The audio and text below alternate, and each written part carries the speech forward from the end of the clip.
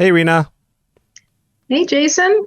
Hey, everybody. Welcome to Human Happy Hour. Today, we are joined by Drake Kazmierczak.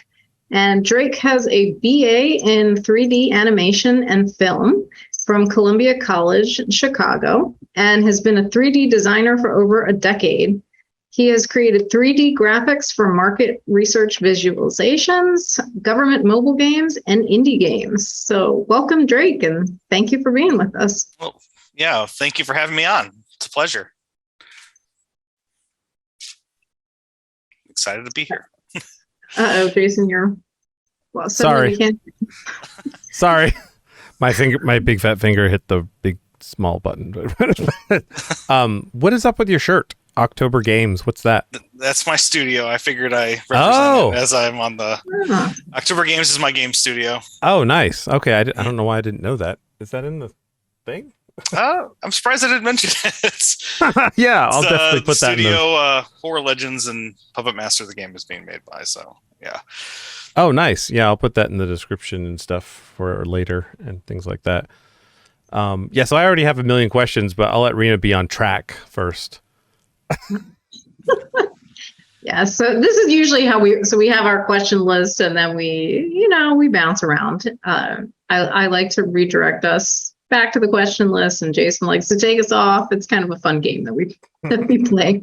But really, like, I don't know much of anything about games, so I'm like I guess a 5-year-old that you're talking to about gaming, and then Jayson knows all the things that he knows. So it just so we set the tone, we know what's happening. So Sure. Yeah. so if I'm asking questions, they're probably going to be like pretty rudimentary, and also yeah. Also, I find games very frustrating, so I sort of want to delve into like I'll save you, Drake. like what I'm the person that like tried to play. I wasn't allowed to have them when I was a kid, and I tried to play Mario Kart, and they go the wrong way, and I'm screaming at the game, and like so it's very stress inducing. So I think like I'm curious about like what really drew you in to gaming, and like how did you kind of start with that, and then what made you want to start making your own? Well, I guess what really I kind of just fell into gaming. I love being creative, and I like all sorts of different avenues of being creative. So when I was growing up, I had a little game maker called Game Factory, and I would make little 2D 16-bit games for myself and for my friends and stuff. And I really cut my teeth on that. And it helped teach me a lot of fundamentals of animation, because I would find sprite sheets online and see like, oh, this is how Mega Man walks, and he's got 8 frames of animation, and there's like 2 impacts and one where you kind of learn by just seeing how other professionals have done it. And what I really wanted to do when I went to college was make movies. So that's why I studied computer animation and film. I wanted to make 3D animated movies. I chose 3D animation because I felt like it was the least limiting in what you could do. And I love to draw. The first thing I ever did creatively was just draw. I would just, as a kid, as early as I can remember, I was just doodling on paper, characters and monsters, anything that I was interested in at the time. I'd draw it over and over again. My tests in school were covered with, creepy eyes and little critters, and was anything that but actual like paperwork was on my test, I would just draw all over it. But I guess after I wasn't even finished with college, and then I got a job opportunity to work at a visual market research company that focused on video games as an avenue to do market research. And I had to learn I had to learn how to make game environments as my job. So I started learning game art skills there. Oh, wow. A lot of it transfers over from like movies to games, but the difference with games is there's a heavy emphasis on optimization. With movies, you can kind of, I've dabbled in making 3D movies, in college, and a little bit here and there for myself, but once I started doing the video game stuff, it's kind of I just stayed there because I started to learn more, and it's like, well, let's just stay here and see where I can go with this. But big difference with games is the optimization. So with movies, you can pretty much just use as much polygons as you need to make something look good, and take all the time you need to render something. And then, of course, there's circumstances for each project, but the general idea is like once you've rendered it, now it just plays, and it doesn't really matter how optimized it is. Of course, you can do things to improve your render times and stuff, but really at the end of the day, it's what the final product looks like is what matters. But with a game, everything's rendered in real time, and there's a lot of technical challenges with that, and making sure that you're not rendering, spending like 1,000 polygons on a blade of grass. And it's like, this is the best looking piece of grass I've ever seen, but a player is never going to get down to that part of the environment and look at that grass in that way. So want to use a repeated texture. There's little things there, and I really had to learn that at my first job. Is a huge thing because all the market research was done on web, and this is like late 2000s and early 2010s. So the web streaming 3D graphics over the web is pretty new, and you were basically making things that were very low quality, but we had to find ways to get as much quality out of that as possible and run applications on machines that didn't have graphics cards, because our primary focus wasn't on gamers. It was people that worked at big corporations that wanted to test their product in a 3D environment. So it was all sorts of challenges. So I really cut my teeth learning gaming there. Like we didn't make games, but we learned the fundamentals to make a game environment and world and all that. So it's like, well, I got these skills. I used to like making games when I was little, so let me see what I can do. And that's kind of where it all started, and it kind of never left. And once I got experience working in games, I found more jobs in games, and just kind of kept there. I never really went to film, even though I've dabbled in it in my spare time for fun. All right, let me translate for Rena. I'm sorry. I have a lot of questions about some of the I'm sorry. So you know what he means by you can if you make a movie, it doesn't matter about as much about how much information goes into it, right? Because when you render it, you're making a movie. It's say like a 1080p, and it's a video now, so you're just streaming a video. Yeah, right? that part I got. But okay. I guess when somebody's playing, you have to constantly be. It's now refreshing. Everything's refreshing all the time, so it has to load it. So if you walk into a building, or actually, it's more of a sector thing probably. When you walk a certain way, things start rendering in live. And if you're a multiplayer game, it's happening for everyone on the server. Oh.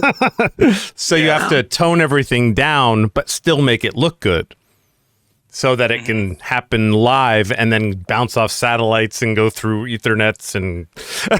It all depends on what type of game you're making too. Yeah, like DayZ is currently my favorite game on the planet Earth. I've liked it since 2013.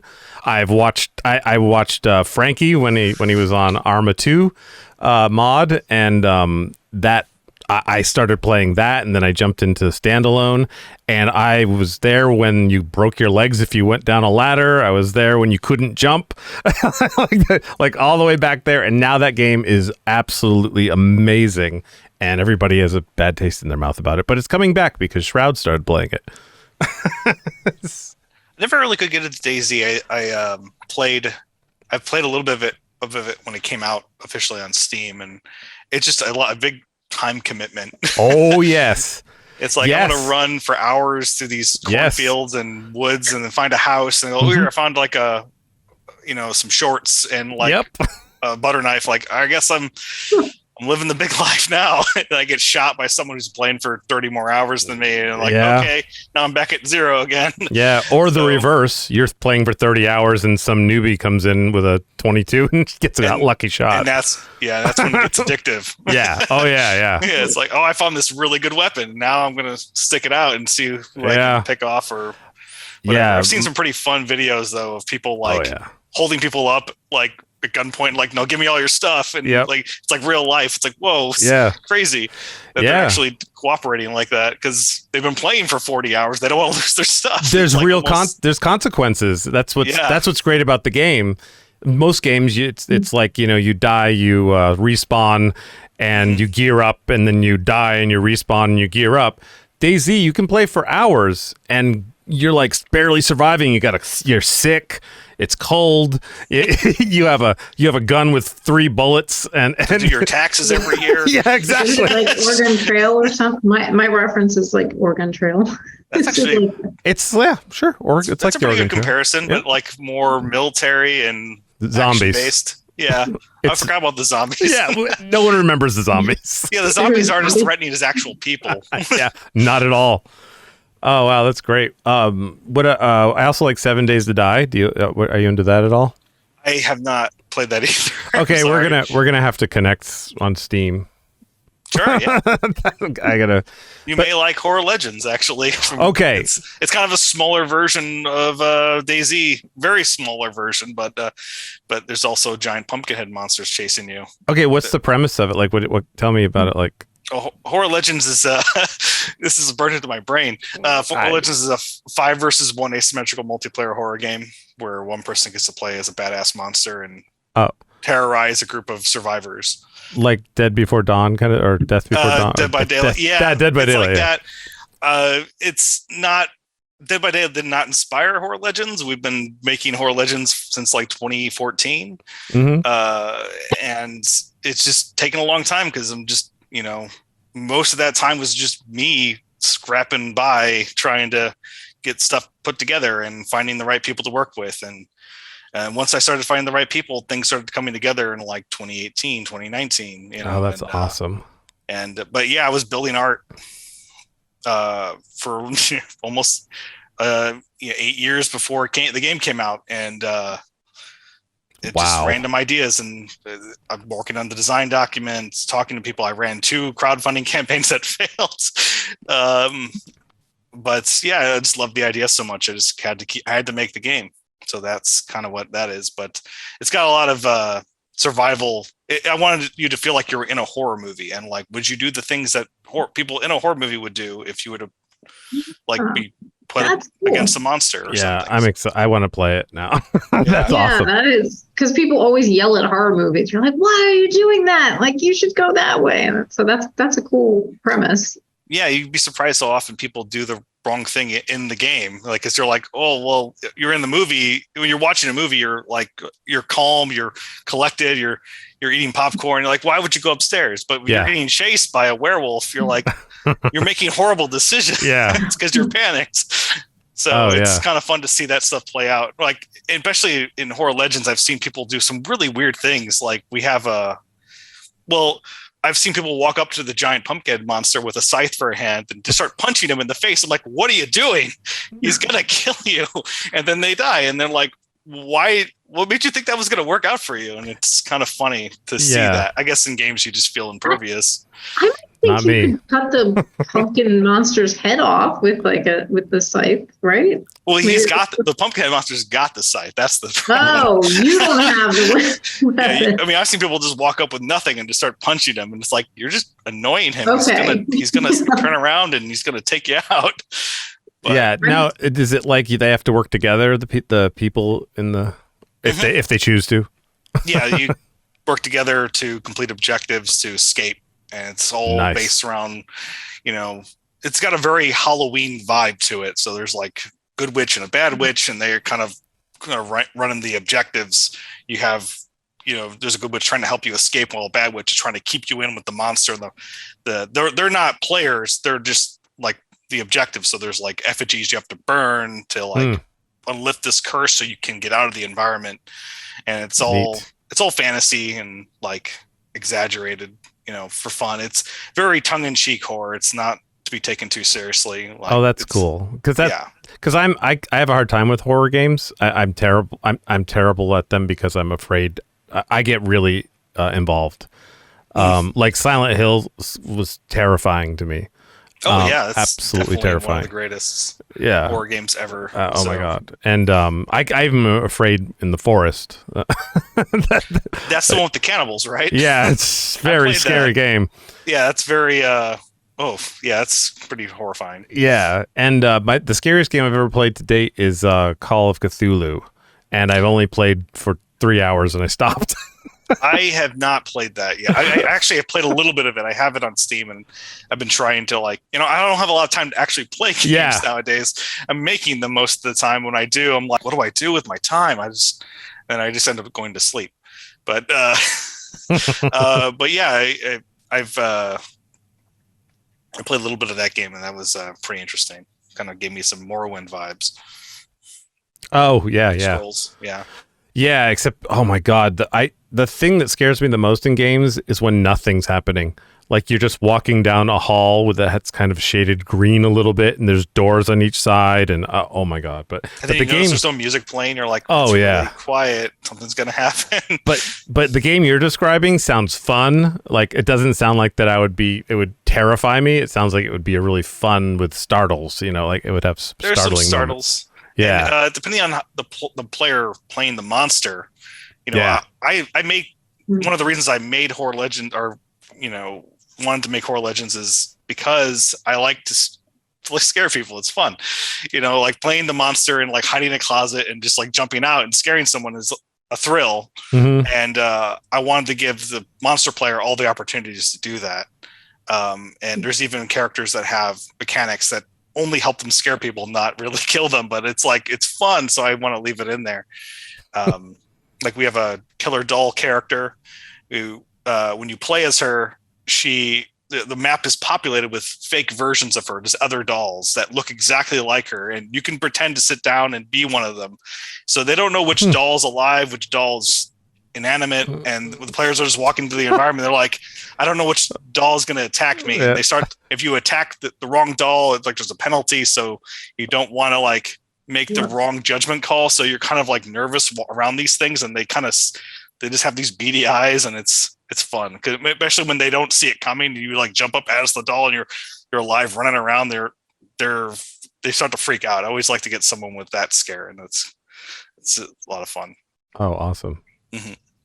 I probably couldn't play any horror games. So I get like, if I watch horror movies, I get very vivid nightmares, especially zombie nightmares. Yeah.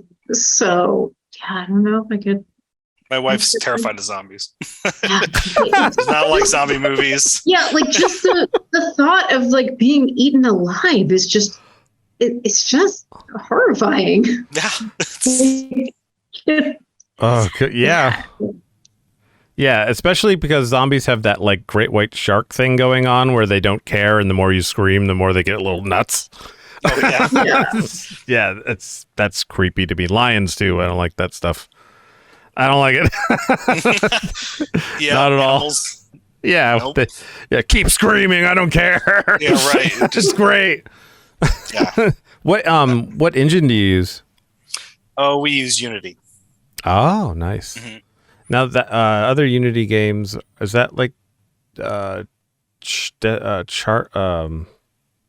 Uncharted? Is that Unity? No, Uncharted is Sony. I think they use their own engine. They made their own engine for the Uncharted games. Oh wow, that makes sense actually. Yeah. What's one that uses Unity that I'm trying to remember. Oh, there's tons of games that use Unity. Yeah. I'm blanking at trying to think of any on the top of my head. Yeah, that's really what's happening to me. Yeah. Well, I guess that Daylight game probably does. I would assume they use Dead by Daylight uses Unreal. Oh, they use Unreal. Wow. Yeah, I know Unity Unreal kind of sounds similar. We'll start with you, and you're like, What would make you choose Unity over Unreal? I mean, I'm pretty familiar with Unreal. I love it, but that's what I've been using since day one. Okay. Not day one, but like when I started my career working in market research, we used Unity. I'm like, okay, I started learning this game engine, and just take those skills and move it. The more you know, the more you can do, and it kind of snowballs. And now I feel very confident in doing a lot of things in Unity. So I would love to take some time to dive into Unreal and really Unreal's not hard. I've used it, but I'm more confident. I have also a lot of tools that I like to use in Unity that you buy plugins and stuff that will help. It's kind of like photographers pick their camera brand and then they're stuck with it because they have all the lenses. Yeah, it's kind of like a video editor too. You use Premiere or Final Cut. Yeah. As long as you can make pretty much the same thing in both game engines, it just depends on how you use the engine. And Unity is a little bit, Unreal is actually very easy to use now. After the last few updates, last two versions that came out in the last 10 years have made it really user friendly. Probably to compete with Unity, because Unity started off as being very user friendly. I think. Valheim's one, and so is Raft and Rust use Unity. Oh yeah. I bet. Yeah. Thanks, Alex. I haven't played those games, but I wouldn't be surprised. Yeah. Okay. I've never heard of Cuphead. Cuphead. Oh, that's a great little 2D action platformer shooter game. Oh. They have like a really cool art style. It's like a 1930s cartoon. I know that game. Yeah. It looks fantastic. It's very impressive. I would love to play it. I haven't played it. I've seen lots of footage of it, and I've always loved looking at that game. It's incredible. Oh, wow. That's awesome. When you do the artwork, you said you've been doing it for 8 years, you said, artwork? I've been doing artwork for games for like 10 years now, over 10 years. For this game, though?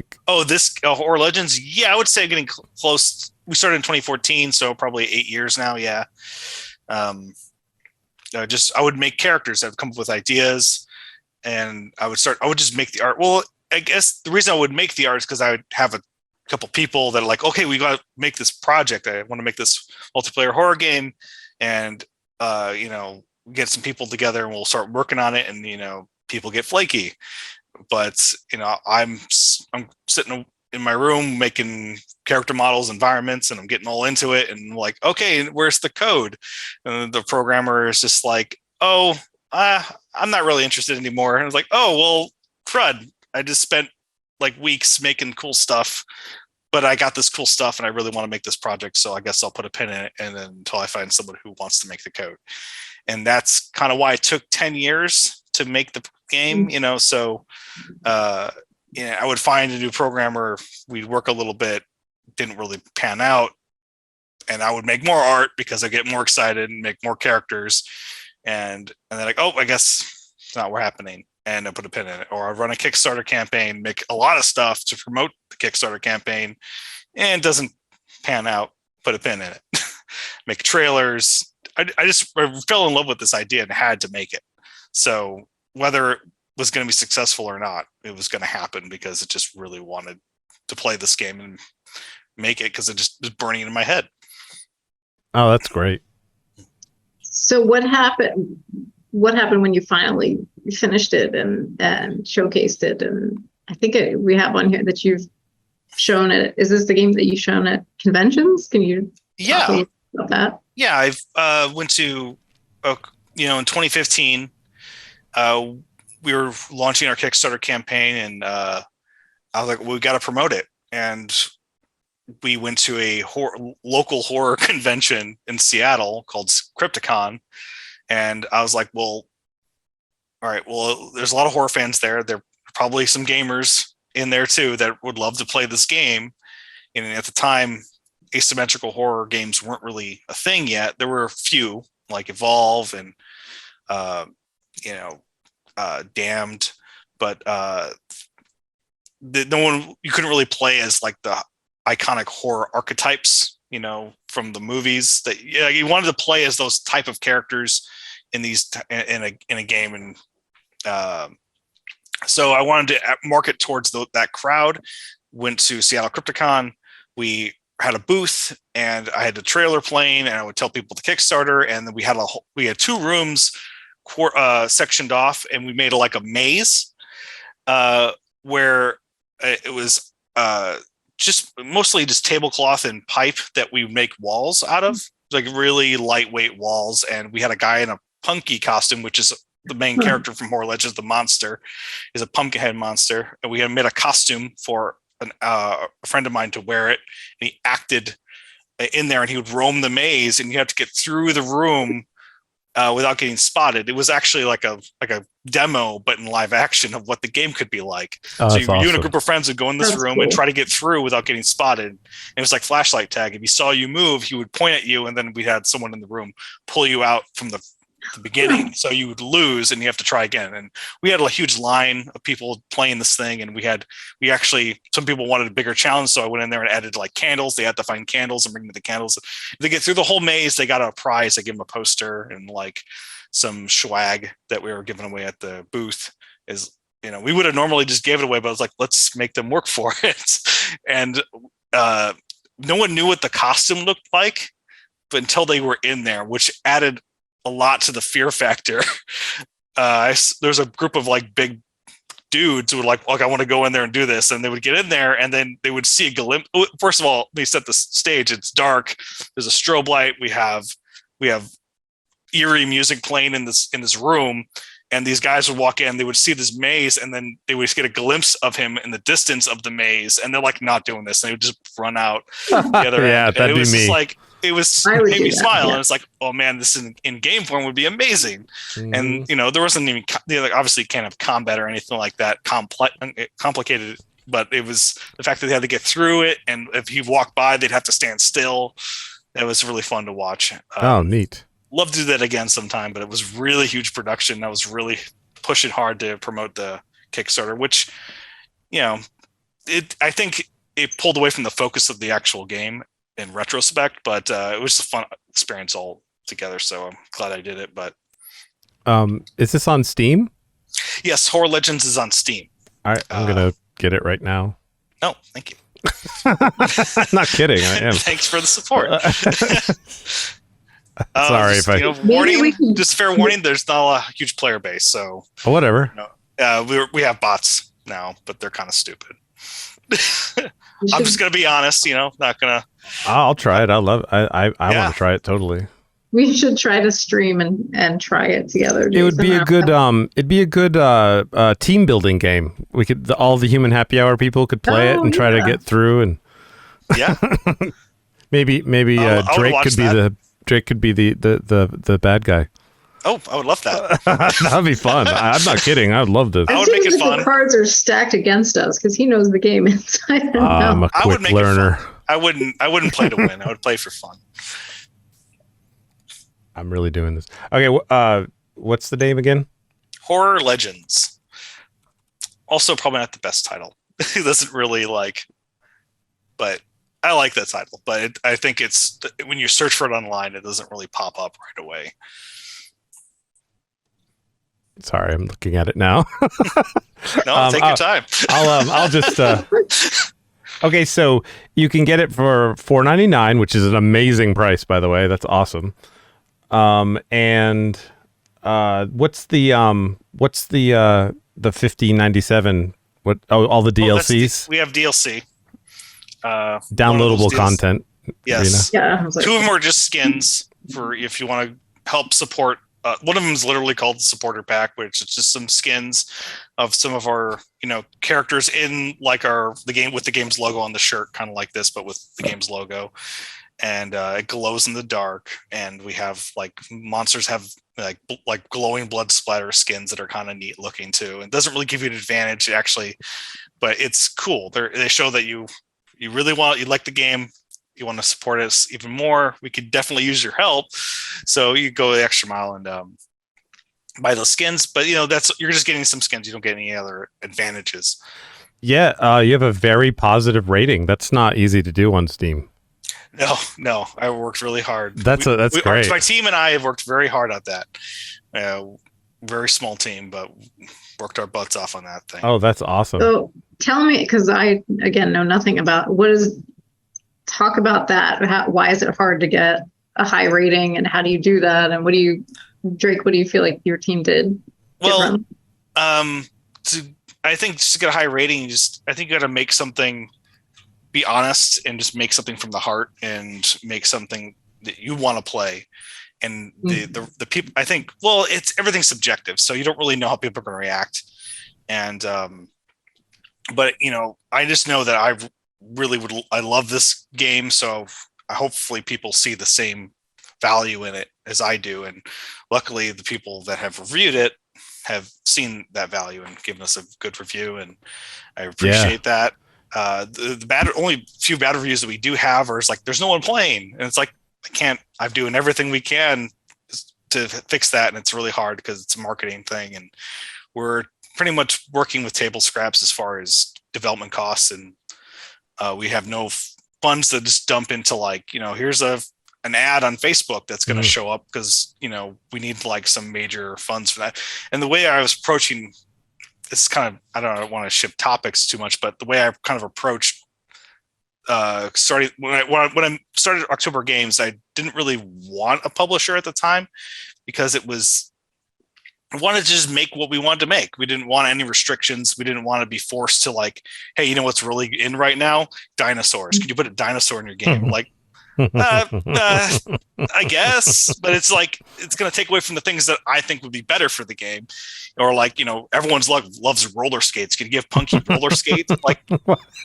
I don't know. Kids are just talking about it on TikTok. Give Punky roller skates. We're going to sell tons of them. I'm worried about that kind of thing. Creative integrity. Yeah.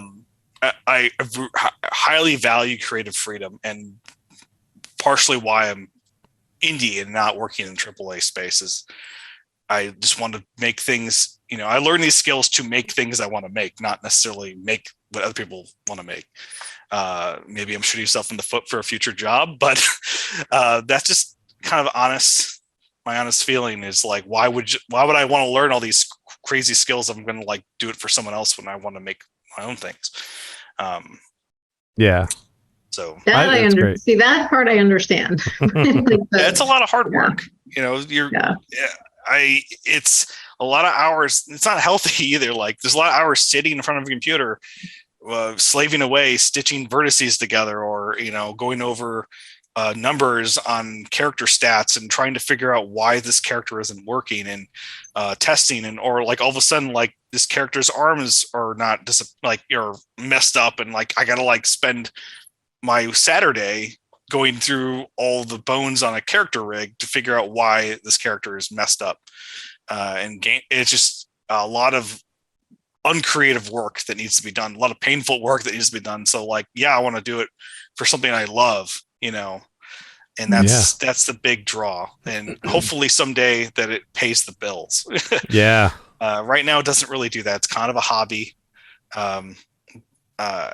But hopefully within our upcoming project, all that's going to change. We feel the bigger push on marketing and recognizable characters are something that will really help drive our sales and recognition as a studio. Yeah.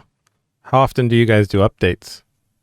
Well, as much as we can. For Horror Legends, you can look through our update history, and it's kind of every 6 months. The way it works is we do a summer update, then we do a October update, Halloween update, which just came out. We have a Halloween event going on in Horror Legends. Oh, nice. And then we typically have something for Christmas, an update for Christmas, and that's kind of the route. I don't really create a what do you call it? Like a schedule? Schedule. There's a proper name for it. Oh, but I'm blanking on it. And roadmap. Roadmap. Yeah, we don't really have a roadmap because we don't know what we're going to be able to do. So it's we have this is how much money we've made on our game. This is how much money you have to spend on new features and code and all that stuff. And our programmer is he's freelance, so he's the only one really getting paid from this. So we take that money and we're okay, what can we add? And I have this list of things I've dreamt of over the last 10 years of things I want to make for Horror Legends. And we've pretty much done all of them except for maybe 2 or 3. I'm starting to blank here. Welcome to my world. I just looked at myself on stream and my brain just turned off. Yep. I know the feeling. Don't worry about it. Yeah. So basically, I don't want to overpromise things. So I don't want to create a roadmap that I can't deliver. So that's I don't want to like. Yeah, gamers are not forgiving at all when you do that. No, they get really upset when you promise something and you start delaying. They get vicious. Oh yeah, I try to avoid that. Yeah, it's a good idea. We're like I said, we don't have the resources to plan out a roadmap. We don't know how if we're going to be able to make the next update. Yeah, you don't want to do a No Man's Sky. No Man's Sky is much more successful than Horror Legends. Right now, yeah, but even when it came out and it didn't have all the bells and whistles, you couldn't get into the game for the whole first 12 hours. Yeah. They overpromised and weren't able to deliver on all that stuff. But I think there was something behind the scenes about that. I'm not sure. I didn't really pay too much attention to that. Oh, God. I didn't really play that game but I read the news articles and, it made me wary of doing something similar to that. I'm not going to sit here and go, we're going to have drivable cars in the next update. It's like, no, that's never going to happen in this iteration of the game because it just wasn't built for that. It's too big of a feature. Oh, yeah. Rena, what happened with No Man's Sky? They released it, and what they promised is that everyone that played would be in the same server, and space was as big as space. And you may run into each other, but it's so vast that you probably won't. And it actually turns out that wasn't like that at all, because gamers who are pretty smart people would go to a sector and record themselves there and then have a friend go to that same exact spot in space and record themselves, but they couldn't see each other. And so it became this like thing where they're like, this isn't even multiplayer. You guys said it was going to be multiplayer. And besides that, it just didn't work for the first almost half a day. It was crazy. Yeah, I feel for those devs. That's exactly. I wonder what happened. Like Me too. I know there's probably written somewhere in some article I didn't read, but I feel like there was some miscommunication between marketing and development, and the guy who was doing the promotion didn't really get the memo on like, we're releasing like in a couple months, and like he's like, what? I just promised we're going to have multiplayer. Yeah. So I feel like it's more along that. It's not people. A lot of people have this and feel like developers have like this ill intent.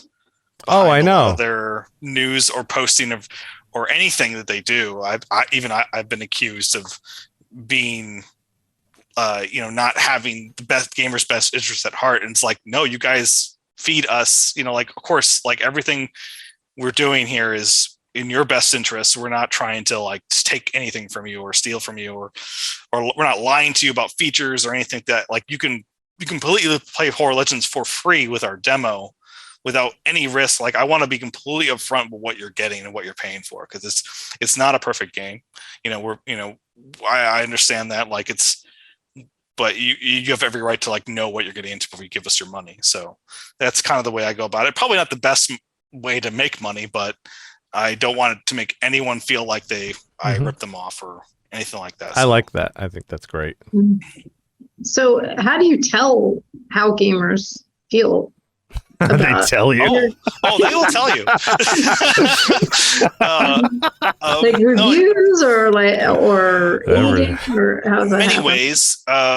We have social media. We have Discord server, and they through Steam reviews or depending whatever platform you're on. Reviews they will review your game and let you know how they feel. And luckily, the community around Horror Legends has been very, very cool and have been very understanding with the game and its developments. And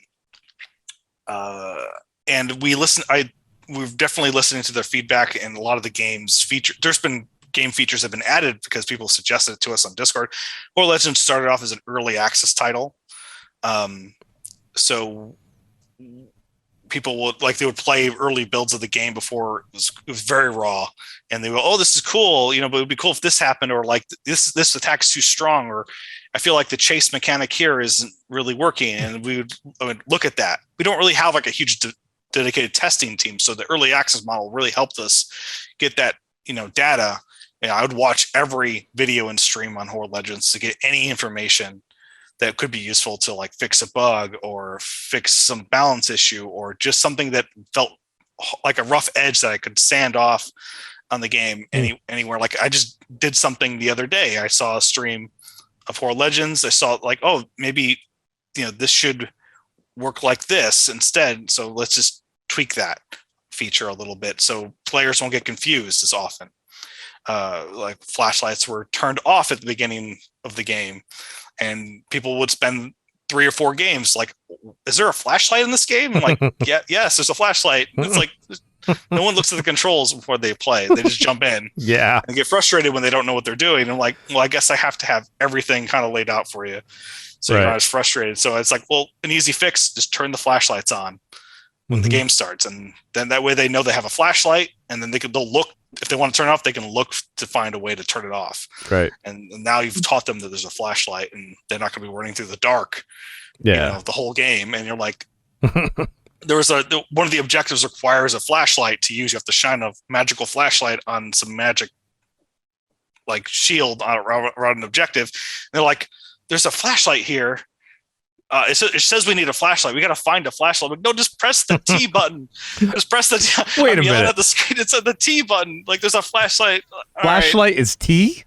The torch. Our programmer's German. Oh, okay. So you put it there. I'm like, fine. Our F is our primary use key. So like, I'm not going to make it F. So T. Right. What about L? Lantern. That's really far on the keyboard. It is really far, but L's often a flashlight. I've noticed, and I agree with you.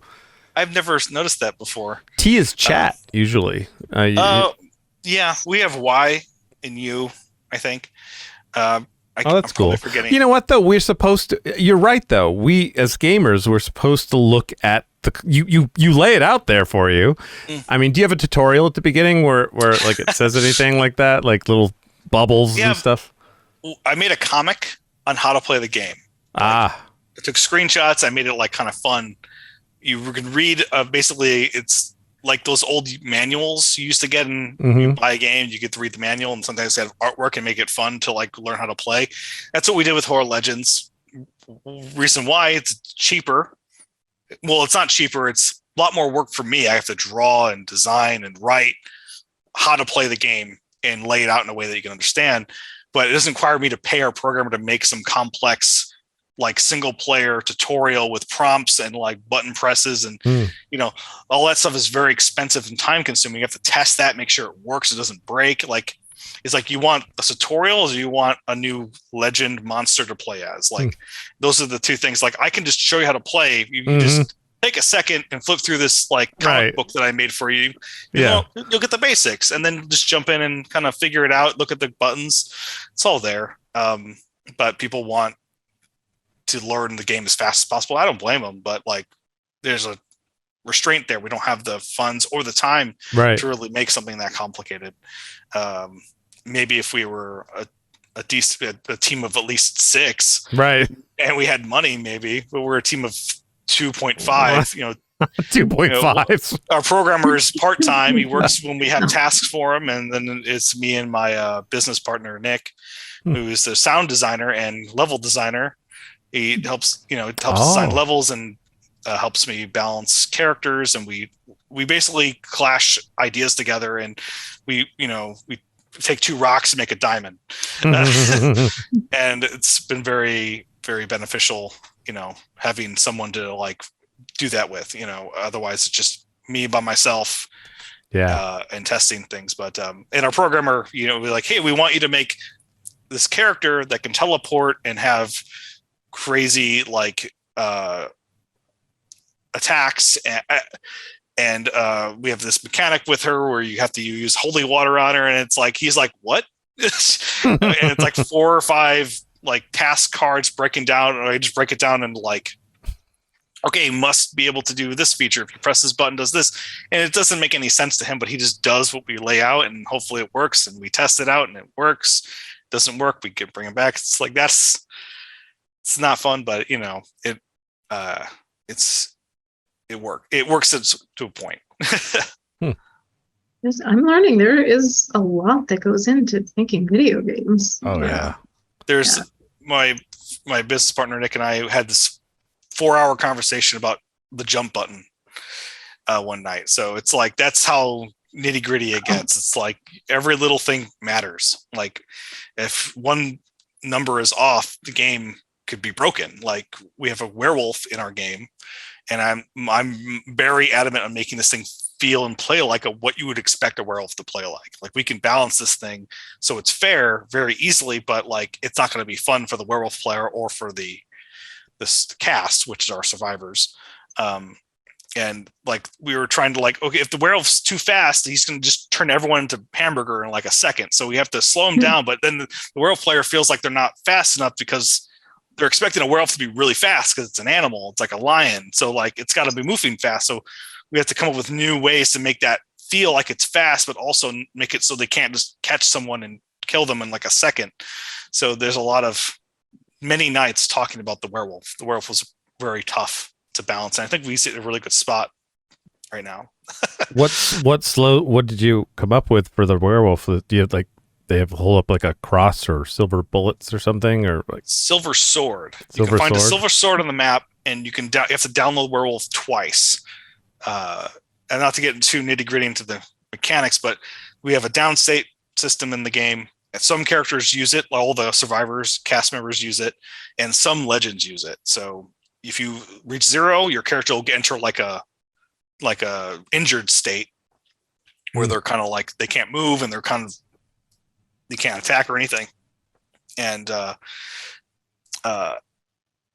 there's like they have a second health bar when they're in that state. When that health bar goes down to 0, now you can activate a finisher animation, which I painstakingly animated every single one where you can actually grab someone and like do something cinematic to them to finish them off. And with the werewolf, you can like usually those are made for the legends to kill a cast member in a fantastic way. But with the werewolf and our other character Radu, you can actually do that as a cast member on the legend. So it's like to find the silver sword, you've downed the werewolf, his health bar went down to 0, and now you can actually execute him when he goes down. You take the sword, you just impale the werewolf, and then he dies. And it's pretty epic because usually if a werewolf knows what he's doing, he's been terrorizing you the entire game. He's just constantly on you, mulling you, and when you finally impale him, it's like this huge victory, which is pretty fun. Oh, I don't know if anything I said made any sense. Oh yeah, totally. Well, I got it. Yeah, so I guess he acts like you would expect a werewolf to act in a horror film where he's constantly trying to get the people, and and then that big moment when they're able to get him is like feels similar to that from the end of the film. Yeah, it's like if you were able to actually achieve that, it feels like an end of a movie. Like you finally defeated the monster. Right. But if the werewolf's not very good, doesn't know what they're doing, it feels like you just bullied someone to death. So it's because the werewolf's like, I don't know, I can't catch anyone. Like they don't know how to use the pounce abilities, the crawling abilities, the travel mode abilities. Like there's all sorts of different ways you can move as the werewolf. So they're just trying to run on 2 feet, chasing someone with their claws, and they're like not catching people. And that's because they don't know about the other movement options this character has and how vicious they can be. Like the werewolf doesn't do a lot of damage, but can do a little amount of damage very fast.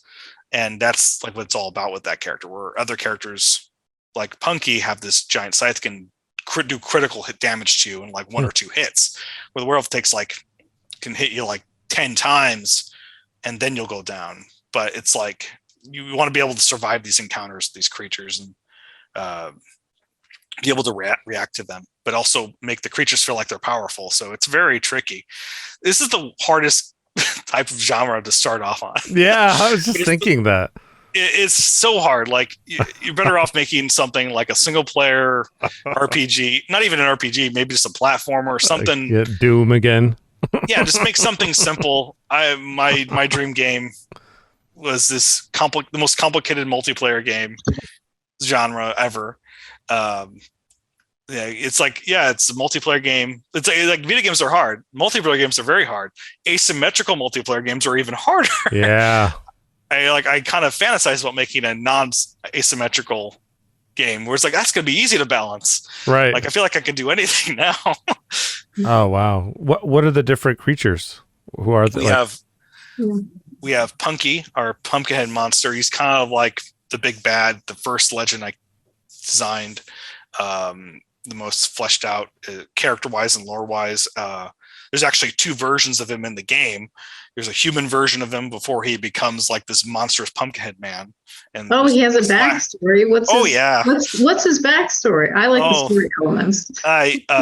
So Horror Legends, just kind of take another step back, is I saw Freddy vs. Jayson in theaters, and I was like, I really love the idea of these characters existing in the same universe.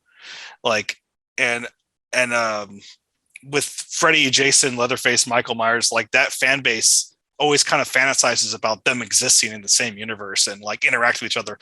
And that Freddy vs. Jayson movie kind of was like the pinnacle of that. And grew up being a big Alien vs. Predator fan. So that's like that was my childhood. It was Alien vs. Predator and Puppet Master, and that those things are very ingrained in me as like in my fandoms. So having like this huge world building thing, I was like, I want to make a universe of my own monsters. But when I was growing up, like I was like, I was just fantasizing about a game where you can play Michael Myers and Jayson all in the same video game, and I didn't know anything about licensing when I was like 14.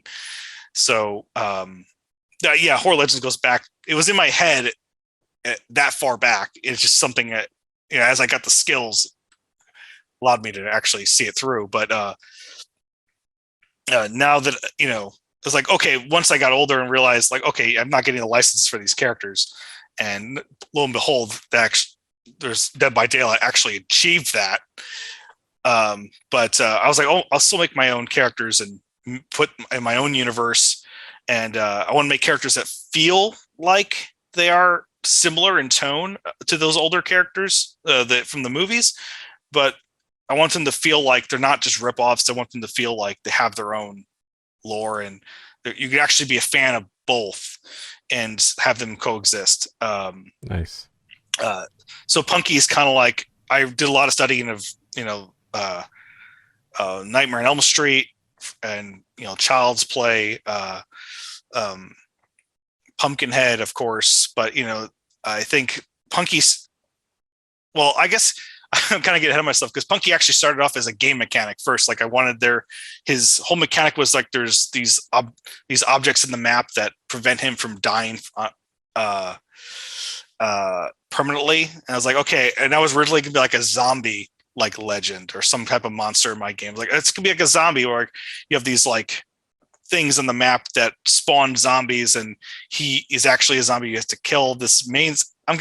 I'm not making any sense right now. I'm following you. Yeah, I feel anyway, sorry. I'm getting that. So you observed a lot of different characters, and that went into the creation of this character.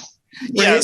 I guess the character started off as a game mechanic for like a zombie, and I was like, zombie's too bland and it's been overdone in video games, and I wanted something more original, but also something recognizable. Like that's something like I don't have any recognizable IP. So I wanted something when you see it, you're like, oh, that's cool. I know what that is to a point, but then you learn more about it. Like, oh, this goes even deeper and it's its own thing. So I was like, what's a monster that hasn't been utilized a lot in horror? And I was like, a Pumpkinhead. Like I love, like even the movie Pumpkinhead, it's not really a pumpkinhead. It's just a demon called Pumpkinhead. It doesn't have a jack-o'-lantern for a head. It's like a good movie, by the way. Oh, I love that movie. Yeah. Love that movie. And I was like, okay, I want to make the quintessential Pumpkinhead monster. And it's like, what does it take to do that? It's like, he's got to have like a good backstory.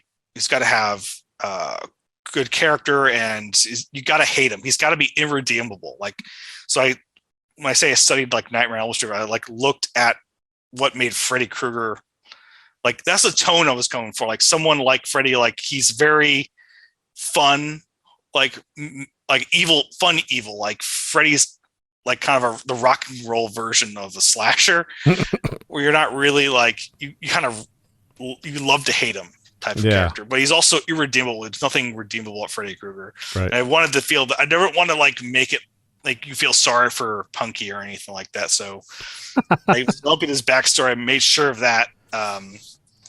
He's like the guy who puts poison in your apple on Halloween, or puts a razor blade in your candy. Like that was the initial point, like the inspiration point for his personality. Like, what kind of psycho would do that to a child? And and he's got to love theatrics to do that too. So he's got to love to be evil. Like that's someone who does that loves to be evil and like mischievous and play pranks and stuff and just be kind of cold-hearted and also enjoy it. So that's kind of Punky. I don't know if you want me to go into the details of his backstory, but he's like a farmer who kidnaps some kids with, tricks them in Halloween to like eat some like candy, and then kidnaps them and puts them in like a cornfield and sacrifices them on Halloween night and gives them his powers. Irredeemable. Right. He's irredeemable. Like on All Hallows Eve, he sacrifices children to like this unknown entity to give him like regenerative powers, which is what happens, how he becomes a pumpkinhead monster. He has to give up his identity. He carves his own face out of a pumpkin and puts that on to sacrifice his identity. And then it's all crazy to say out loud. Yeah. But I wanted to make sure it was all Halloween themed too. Like this guy's a pumpkin guy, but he's not trying to become a pumpkin monster. That's what he uses to create his new identity with. And this entity uses that to regenerate him. I'm getting ahead of myself. I'm sorry. I don't really talk about this too often, but so he gets the pumpkin and he carves the face that's going to be his new identity. Well, that's pretty cool. It's all kind of not spoken. I wrote a comic. It's you can unlock the comic in the game that kind of goes into detail. Not in detail. It shows you the perspective of the survivors. So you get to see Punky, but you don't know what he's doing, but you can kind of pick up some of like what's going on through his actions, but you don't know exactly why he's doing what he's doing. So you don't never truly understand Punky. And that's a big part of keeping him mysterious and scary. But he carves his own face with a pumpkin, puts that on his face as part of a ritual, and then once the parents find out that they stole their kids for the sacrifice, they all team up with the cops and go to his farm and they shoot him up. Like they unload all their guns into them and kills him, but he's already like completed part of his ritual and able to regenerate next Halloween as this Pumpkinhead man, because he put as his new identity, this unknown force regenerates him into that new form. It's pretty wild to say out loud, but I'm following you completely. It's cool. Yeah, I wanted to make something that felt familiar, but also it's original in its own right. Is he still trying to complete his ritual? Yes, that's a big part of that the makes story. Sense. We have so he's stole like 5 kids, 4 of them get sacrificed, 1 of them escapes, and that's like the main character of the story. And you actually get to play as this character as an adult in the game, and she becomes like this novice witch monster hunter character. Nice. It's also, she works with the good witch in the game that's trying to help everyone escape. So she's kind of like the boots on the ground person that goes in and tries to save people. And it's kind of like Buffy Supernatural type thing where in the story, she would meet a new legend from my universe in every issue if I were to make more comics. Is that a non-playing character or is that a character you can play? You can play as her. Her name's Ryan Steele. It's a very 80s action hero. Yeah, totally. That you wouldn't expect with a final girl character. But she kicks ass. Nice. So my guess is that the experience depends on who's playing, because if somebody can play every character, the player experience must depend how good you are at playing these various characters. So Ryan, her moveset actually encourages you to play like how she would be in the comic. So I gave her an ability to sense a monster. So she always has like the sixth sense about these legends because she survived one and then she grew up learning how to kill them. So if you're playing as Ryan, you can tell your friends, like, don't go in that room. There's a monster in there. I can sense something's wrong.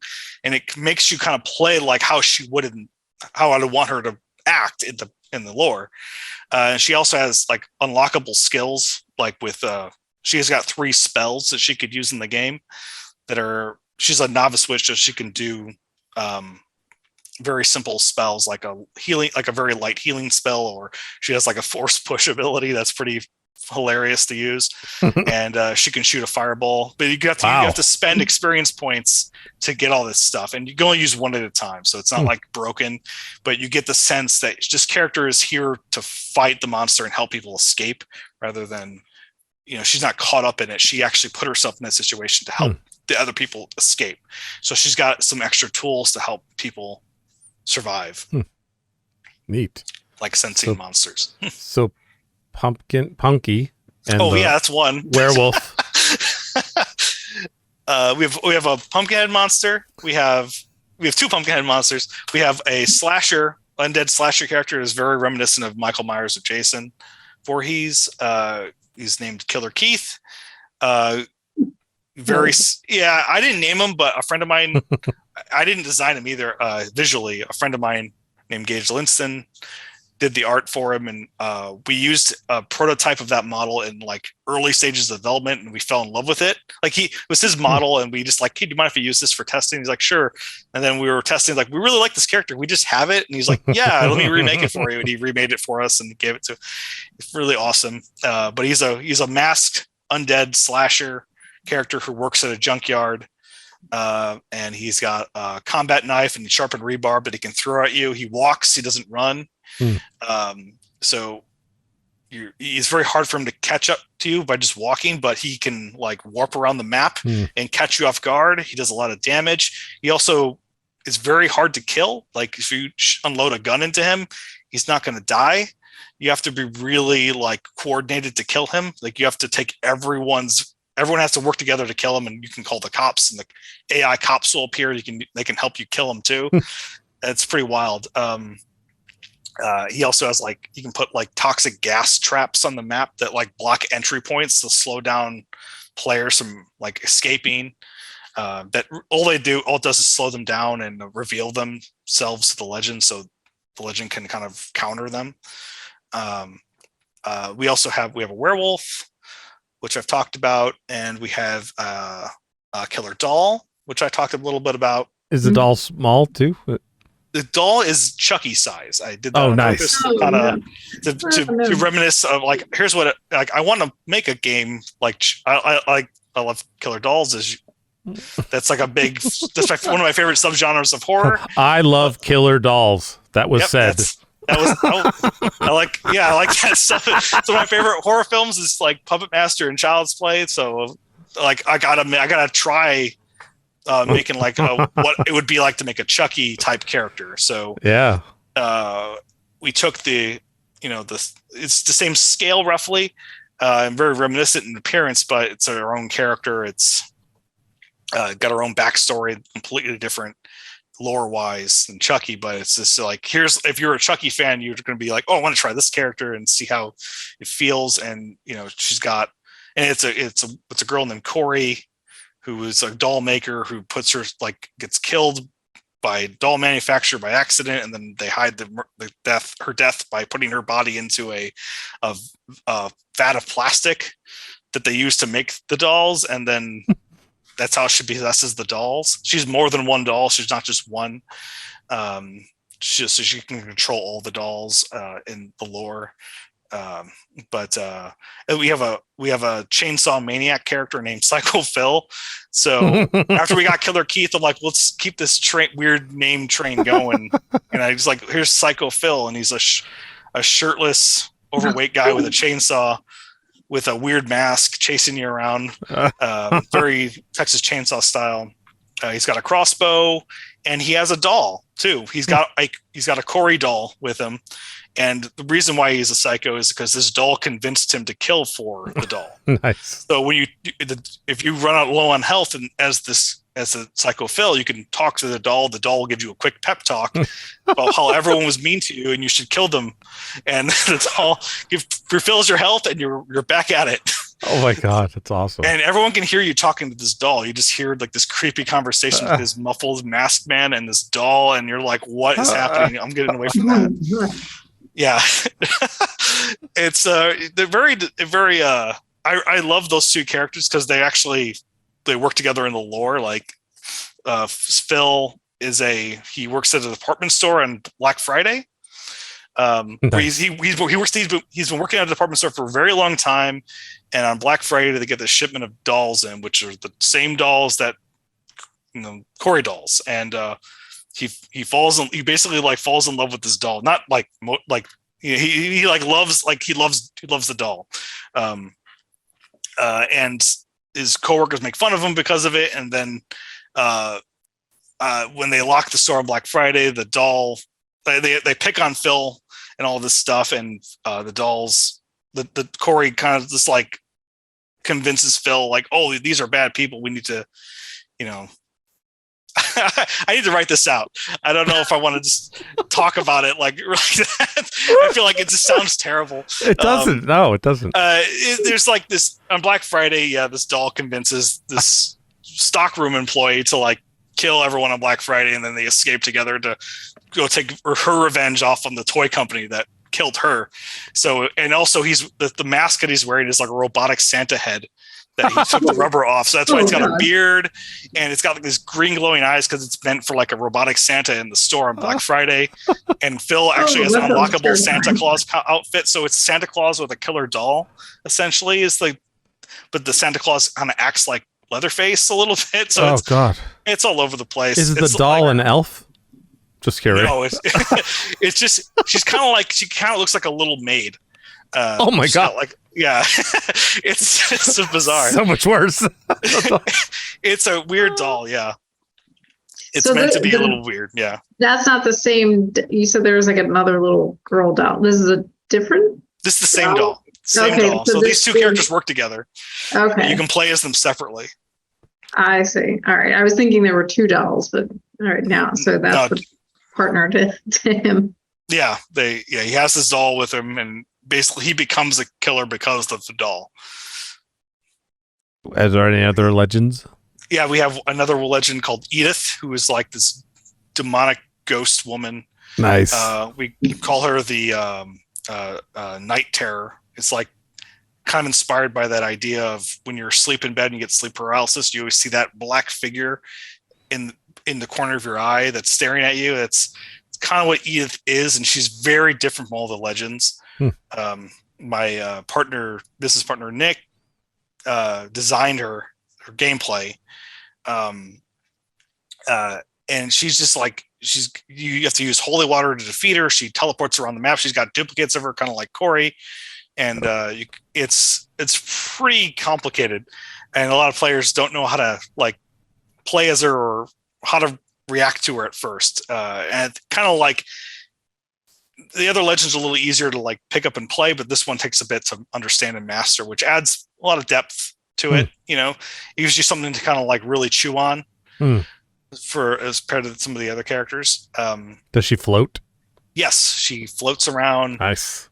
She's kind of a mix visually between like Elvira and Venom from Spider-Man. That's kind of what I was going for. We went through a couple different designs. And my image just switched in my head. I don't know what I that had one looks like. And then, right? Yeah, I have no idea what that looks like. Yeah, I do. If you're a big nerd, you know what that looks kind of like. She got hair that kind of is symbiotic, kind of wraps around her, and she creates like these giant fingernails out of her hair, and all of her attacks are kind of hair themed. She's kind of like she can like shoot like hair to like slow cast members, like her hair is like coming out and reaching, like tangling them up. She Creepy.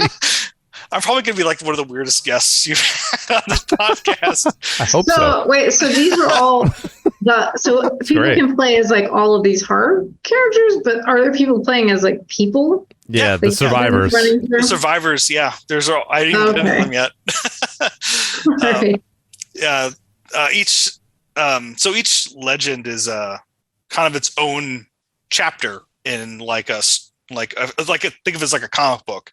Oh. Each legend's its own comic book. And Ryan would be jumping. She would be the our protagonist in each one of those, and she would try to like figure out how to defeat this monster of the week in each issue. And there's and each issue has their own people that are caught up in the. Each issue has like their own survivors, people that are being attacked by this entity or monster, and have to survive. And Ryan's got to save them. So you got characters from Killer Keith's story or the werewolf story, all kind of mixing in, and you can play as them. And no matter who the legend is, you can play as all of them. So you get someone from Punky's story and someone from Killer Keith's story, all in one match on a map it's all mixed and matched, but it's all part of the world. It's kind of the way I like to do it, I guess. It's just make everything connected somehow. Oh yeah. Just kind of, this is a farmhouse, but this is Punky's farmhouse. This is where Punky comes from, and this is a salvage yard. This is not just any salvage yard. This is where Killer Keith comes from, and it doesn't matter if someone from Punky's story ends up in that. You kind of gives you a chance to make your own stories up too. Allows you to create your own narratives. Is there one map? No, we have 6 maps. Oh, for each legend? Not for each legend, sadly. Would love to do that, but some of the maps, there's like 2 maps based on legends. Like you have Killer Keith's junkyard and Punky's salvage yard, and then you have some other maps that are based off situations in the comic book. Like there's a Dream Realm map that's based off a story idea. Well, my business partner Nick designed that map, but I came up with a story around the idea of a dream realm that involves Ryan and Punky again, but it's not part. It's hard to talk about all this stuff when it's still kind of the concept phase, but like story wise. But the idea is that Ryan goes to help someone with psychic abilities that's stuck in a coma and enters his dreams, and then while doing that, wakens up her own trauma of her past with Punky, and it creates like this nightmare version of Punky. And while she's trying to save this coma patient through his dreams, Punky is chasing her again. And it's like the first time they meet since her childhood. And then they meet again at the end of my first story arc. As they meet like 3 times in the first arc. Are the physics different in the dream world? Oh, well, not entirely. There's different. It'd be cool if everybody was slower. That would be really hard to work with. Yeah, because everything would have to be rebalanced. Yeah, like werewolf doesn't work in dream world at all because his pounce he just stays in the air forever, and once he pounces, he's just stuck up there. But there's a lot of weirdness in the dream realm. You start off on these floating platforms in like outer space, and you enter this like mouth of a nightmare ghost. And you enter a hallway, and then there's picture frames on the walls, and you go into a picture frame, and you're inside of an alleyway, and the alleyway leads into a graveyard. And then, like these picture frames are like portals, or they're mirrors that you have to break to enter another world in the dream world. So there's like actually like 4 maps in one.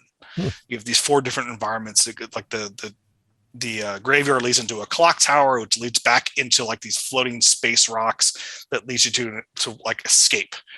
And you wake up. Basically, when you escape, you wake up from the dream.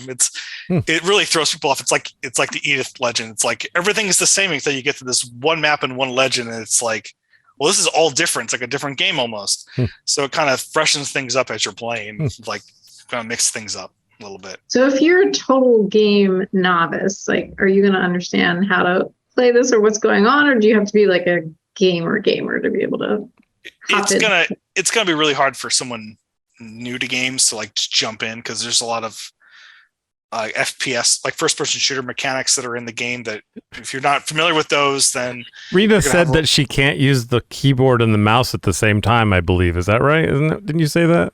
I've never even actually played a computer game. That's what she means by novice. Yeah. So you're gonna have a hard time. So this game was definitely made for us developers. We made this for ourselves first, and kind of, I'll start her off at Minecraft, and they will come type of mentality. But yeah, if you're very interested in the idea, willing to learn the mechanics, if you're just starting off with keyboard and mouse, first-person shooter controls, you might have a hard time. I remember teaching my dad how to play Medal of Honor back in the day, and he's just holding W down and then moving the mouse. He doesn't really know what he's doing. Now he could destroy me in a video game. Nice. But you gotta, if you're interested enough, you'll learn, type of thing. But it could be kind of hard. There are starter games. We could try Minecraft first. That would be a perfect game to start on, I believe. Minecraft's pretty complicated, isn't it? The movement is all pretty easy. The movement's actually the same as Horror Legends. I don't know if there's a crouch button, but it's WASD and mouse and keyboard, right? Do you double click W to go faster, or? Do you have to hit shift? Multiple letters at the same time? Yeah, but you don't look at them. It becomes muscle memory. Yeah, and that's the hard part. Once you kind of learn where all the buttons are, you're like, once you get used to WASD, everything else kind of falls into place. Yeah. But you're like, here, use the keyboard to move. You're like, I'm just going to press random buttons to move. Like, it doesn't make sense. Just a bunch of buttons. Do you have to press WASD all at the same time? No. W is forward, S is stop or backwards. Okay. A and D are left and right, and you can strafe also. It's like you look at your arrow keys and just imagine them as WASD and move them. And the reason why they moved them over to the left of the keyboard, because you have Q and E. They're very accessible for other functions like pressing F. A lot of early games used the arrows at first, but realized that the button layout wasn't as optimal for. And also, your hands are close together, and that's annoying. Yep. Because your keyboard's here and the mouse is here. It's better to be like that. Oh, okay. I'm so used to video game mechanics that I took a typing class in high school and it was pretty good. But now when I type, my memory comes from video game keys. If I put my 3 fingers on W, A, and D, I know where every key is on the keyboard pretty much. Me too. I feel like a lot of modern keyboards even have those buttons, like they have like little bumps on them, so you can find them without even looking. Yeah. Yeah. Yours probably does, Rena, because you said it was a gaming laptop. Does it have little dots on the W, A, and D? Like, actually, are WSD like different colors or something? No, it actually doesn't. It has a bump on the F. Okay, well, it might be old school then. Well, we also have controller support, so you can use an Xbox controller or any controller for that matter. Yeah, but who would do that? Can't use that either. No, that's, yeah, that's not good. I don't like that. I don't like controllers at all, especially for shooters. But it works really well for Horror Legends. Oh, okay. It's not completely supported, so you might want to use the keyboard to get through some menus. Again, that would be a lot of additional coding work to get it to work completely. But it's there if you really want it. And you can rebind all your keys. So. Oh, God. Yeah. If you really wanted to change everything, use the arrows. If you wanted to go real old school. Yeah. Oh, God. I had a friend that took his A and D and moved it to Q and E, and that's how he played. It was like crazy, and he used A and D as Q and E. Like he just swapped them. I'm like, first, what made you even think of doing that? First of all, but it's like, yeah, it seems weird. Like your hands, my fingers don't really rest like that. They rest like that. Yeah, it was weird. It was odd, but yeah, he loves it. He's got a different build, you know. Yeah, it's more comfortable for him. His middle finger isn't as long, or I don't know. Rena's imagining herself playing. I'm like looking at the key. I'm like, it's a lot. Yeah, computer games can be really intimidating at first. It is a lot. Oh, that's fun. We have to play a game. As long as you don't mind me like cursing the whole time, and yet like that's kind of anytime when I was younger, somebody tried to get me to play a game, because again, I was not allowed to have video games, so then when I play them, I didn't really know how. I didn't know just button mash everything, and then you get mad because you don't know the buttons. And then like as an adult, when someone tries to teach me games, I'm just like, It's making me angry. Why do I want to invest time into this? Like, I feel like you have to connect with it as a kid, like to like it as an adult. Is that true? Do you think? Or that's interesting. I don't really know. I think there's something. I think people like playing games, even if they're not video games. Like people like playing board games and like hide and seek as kids. That interest kind of transfers over into video games, and video games just allow you to do so much more without, hurting yourself, like playing a sport or whatever. But I don't know. It depends on what you want, what you're interested in. Like for me, I like, I guess playing, Ghost in the Graveyard as a kid really stuck with me. Oh, I love that game. Want to make a game that kind of it feels like that again. But it all depends on what you're interested in. There's that proves my childhood theory, right? Yeah. You're probably right there. Where did you grow up? You just Ghost in the Graveyard. I'm like, oh, you must. I did that too. I love that game. I grew up in the Midwest. Born in California, and then moved to Chicago, and then stayed there until I moved to Washington about 9 years ago. So. Oh, okay. Wow. Yeah, grew up in Illinois. Oh, okay, nice. And like a rural area.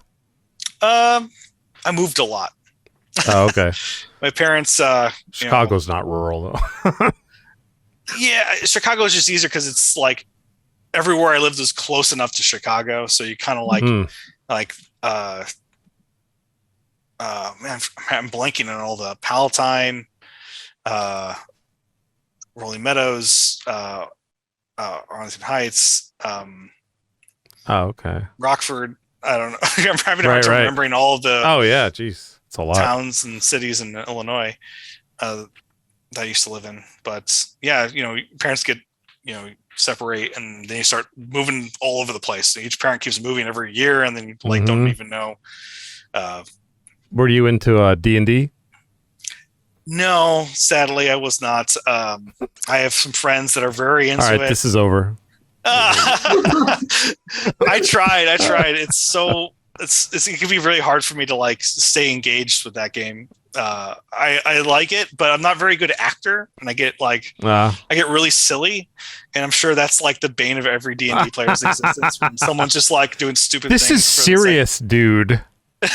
You've got it can take like an hour to get to my turn. I'm like, what is happening again? I'm a very visual person, and it's all internal and numbers on pages. And I'm like, I just having a hard time here.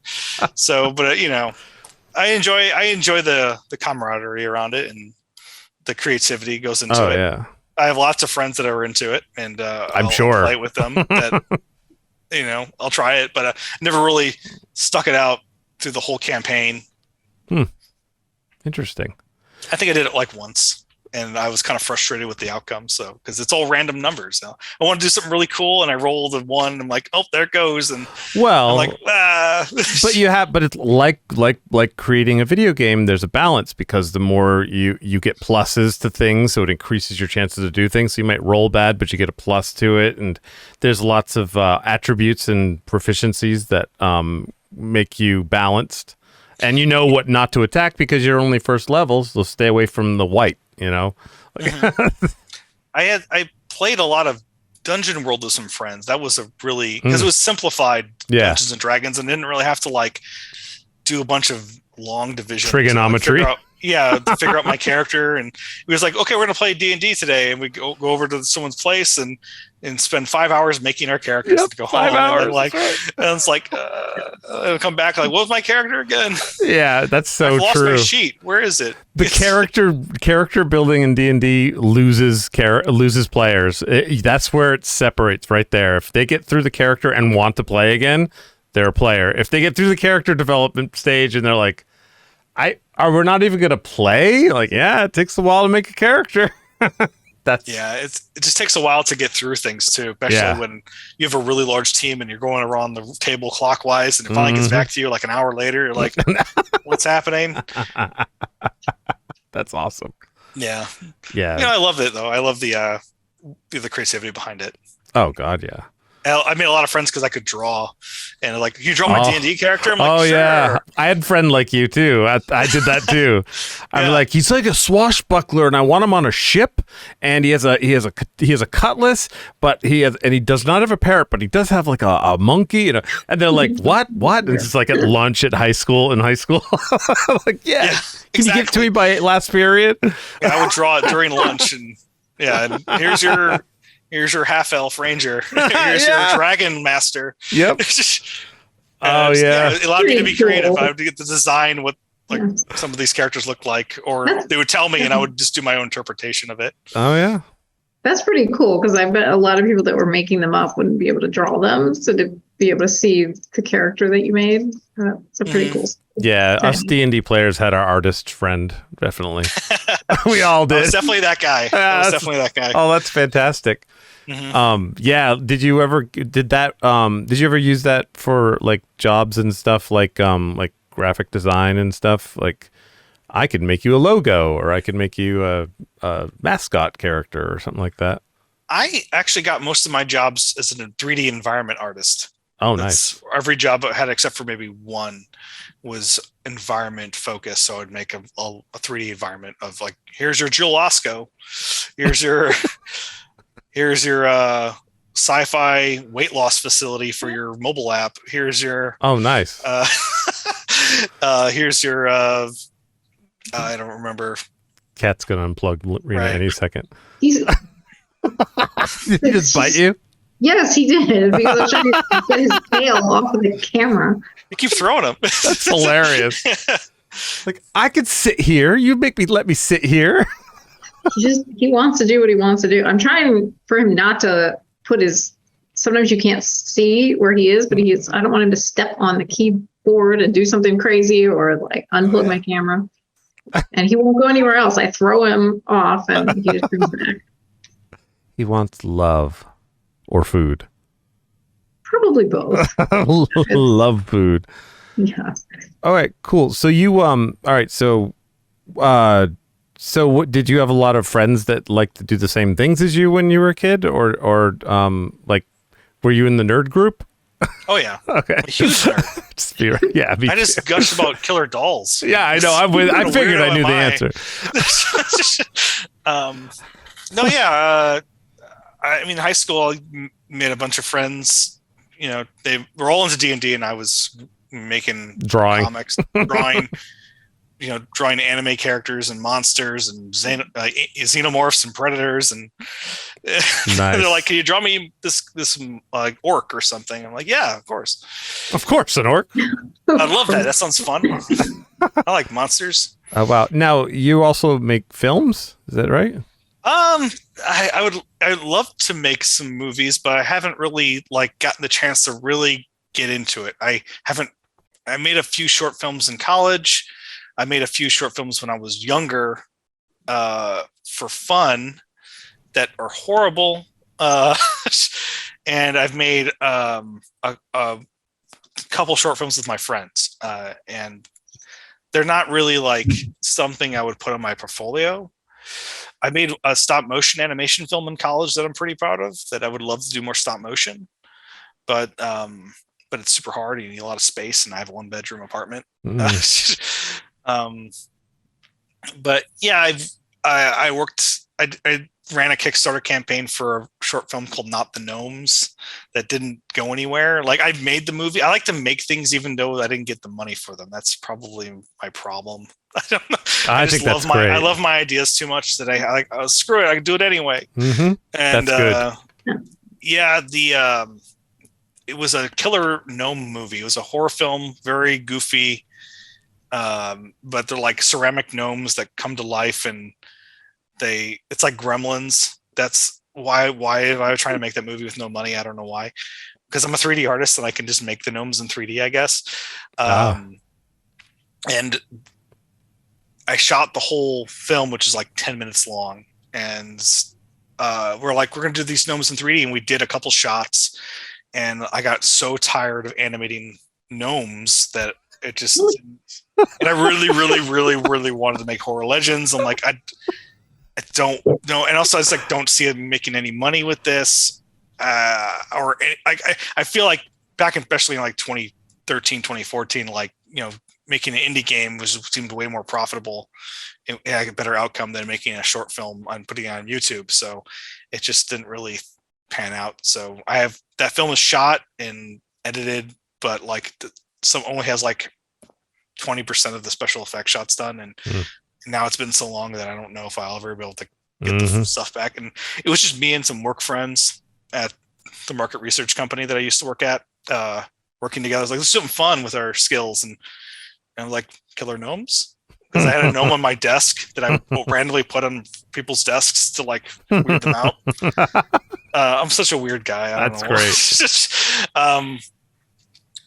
But yeah, so we're like, let's make a killer gnome movie. I got this gnome on my desk, and we wrote a script, and one of my other friends actually starred in it as like this groundskeeper that fights the gnomes, and there's a big fat gnome in the woods that all the gnomes worship, and these gnomes feed this fat gnome people, so they kidnap people. The gnome queen. It's like, we call it the fat one, and it's basically like this giant gnome with teeth, and I made like a big puppet of it. It looks terrible. I still have the pieces, but I went all out. Like, it's just like we went practical and CG, and nice. I don't know. Just maybe someday I'll gather the resources to finish it. But you have a fan, by the way.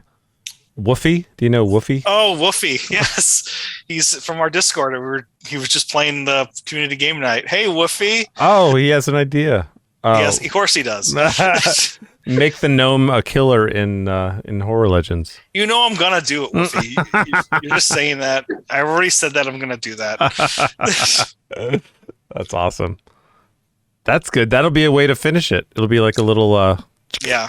It was actually resolution. the first character for Horror Legends, because I just like I knew I wanted to take those characters and I can make it another monster of the week. So like that groundskeeper I can make him a cast member of my game, and the gnomes could be a legend. And I have an idea for a character. Ooh, what do you got? Completely black, shadow, like skinny black, kind of like as if you were wearing a one of those green suits that they wear for FX, except it's like black, like a silhouette. Yes, and it'll be easier. It'd be super easy, I assume, to do the modeling, and make the shade of black blend in with shadows, so it can almost be invisible if the player plays it correctly. And then you can, there's all kinds of different, special, actions. We actually have 2 skins for our legends that are very close to that. Oh, so nice. There's a lot of unlockable things in Horror Legends. Like, you can hire me if you want. Apparently, we're on the same page. I can't even hire myself, man. I'll do it for free. Yeah, we have 2. You can unlock a skin like that for the werewolf. That's like completely black silhouette, but it's got glow-in-the-dark claws and teeth. Nice. It's a pretty popular skin. And awesome. Then we have one for Edith that's very similar to that, where it's like a black silhouette. You can get like some like shiny. It's not the same effect, but it's similar. It's like this black tar look. It's pretty cool. It allows you to like hide pretty well in shadows. Oh, good. Probably not fair, but it's fun. Oh, that's what matters. Yeah, exactly. As long as it's scary and fun. A lot of really good skins. What's NGL? Not gonna lie. Huh. Sure. He's very hip. He's very with it with the term, the abbreviations and stuff. Yeah, I always have to figure them out. Yeah, I don't know any of it because I'm also a writer by trade, so I don't like them. I like to write everything out, not like the abbreviation. OMG. Especially we don't know what they are first, and you're like, wait, what are we saying here? Probably the only ones I will use are LOL or OMG, and those are, and that's only like in text because they're OG. Yeah, but anything else, I'm like, I don't know. Those are over 15 years old, so yeah. Hey. Yeah, that was back when smiley faces were colon and a closed parenthesis sign. Mm-hmm. Remember, emojis used to be just that. They can make them all. Yes. Oh my God. So when you were saying your movies that you liked as a kid, and I was trying to place your age from that, because it sounds like you really liked the late 90s movies. Is that right? Or I'm 36, but I mean, I like a lot of movies from different eras. I mean, I love a lot of 80s movies and 90s movies, as long as it's got a fun story and it's not boring, some cool effect to draw me in. I don't know if you're talking just horror, like that's definitely doesn't take a lot. Mm-hmm. As long as it's got something to it, it's not just two guys walking to the woods talking about nothing. Did you like Troll? Troll, the original Troll or Troll 2? The original is tough because there's an original, and then there's the remake. The original Harry Potter. The main character in that movie is called Harry Potter, and he lives under the stairs. Seriously? Yeah, it's a 1986 movie. Really? Mm-hmm. I don't know how to feel about that. Yeah, well, inspiring. Someone was inspired by an Empire movie. I was thinking of the 80s. The Troll. I think it's a Norwegian film. Troll Hunter? Troll Hunter. Sorry. Yes, Troll Hunter. Troll Hunter. It's a found footage movie. That's a pretty cool one. I haven't seen it since it came out, but love that movie. Yeah, that's a cool one. I was so happy about that movie because it's so raw and not corny, and so it just was so great. I loved it because I usually don't like movies like that, but wow, that was great. Found footage, right? The what? It's found footage, like shaky cam. Yeah, totally. Mm-hmm. Right. Yeah, and also I was expecting terrible special effects, and what I got was awesome. Yeah, the movie has got some great effects. I gotta watch it now. Yeah. I like to every October. I like to do. I like to challenge myself and do a horror movie a day.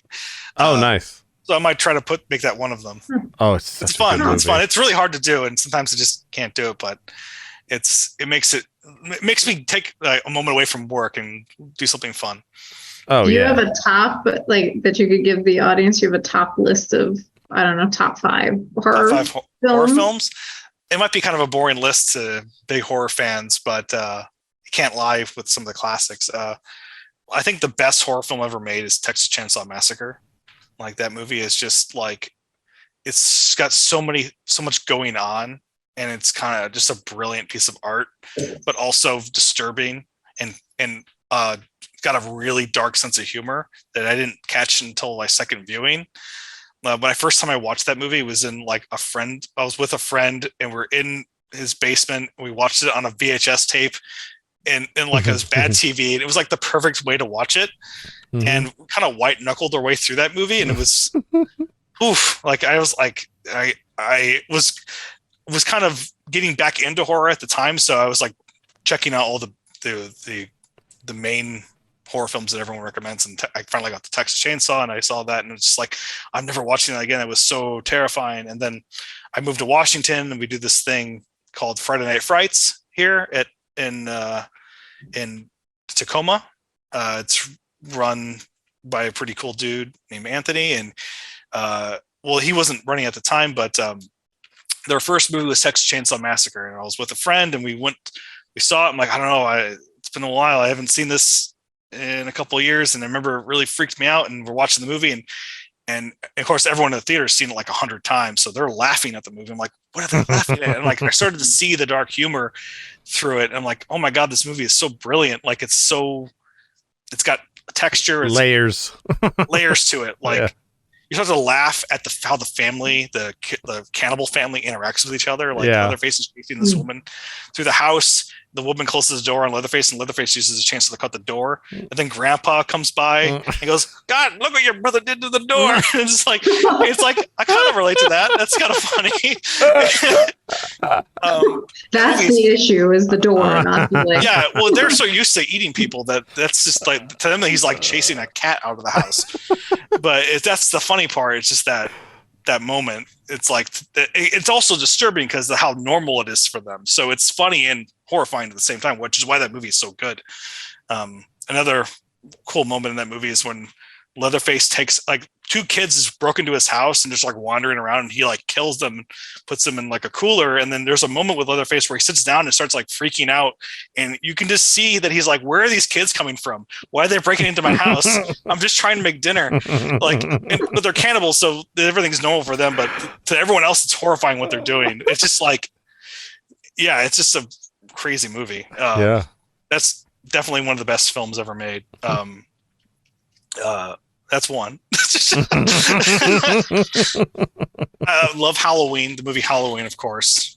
That's like, I remember seeing that when I was probably a little too young, but that movie, the atmosphere in that movie is so good. Yeah. That's why you watch it. It's just like, just see Laurie Strode walking across the street to some spooky piano music in the fall is like that. That's why that movie's so good. It's just like it, when you think of Halloween, the month of October, that's the exact thing I think of, that tone and how it builds up to the night. And now everything goes to it gets crazy when Michael Myers is slashing everyone at night. It's just kind of like classic horror film for me. It just, I don't know, it's really good, tastefully done too. It's not super gory or horrifying. They're not glorifying the kills in any way. It's more of just, it's spooky, and I don't know, it's a good one. The music definitely is the star of that movie for me. Music and the cinematography. Yeah. I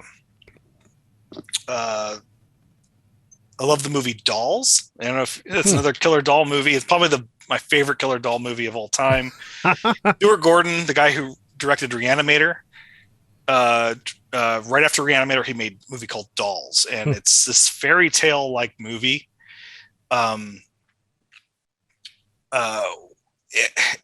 About a family, a dysfunctional family breaking down. They have to take refuge in this house during a storm, this old house, and it's owned by like an old couple that have a house full of toys.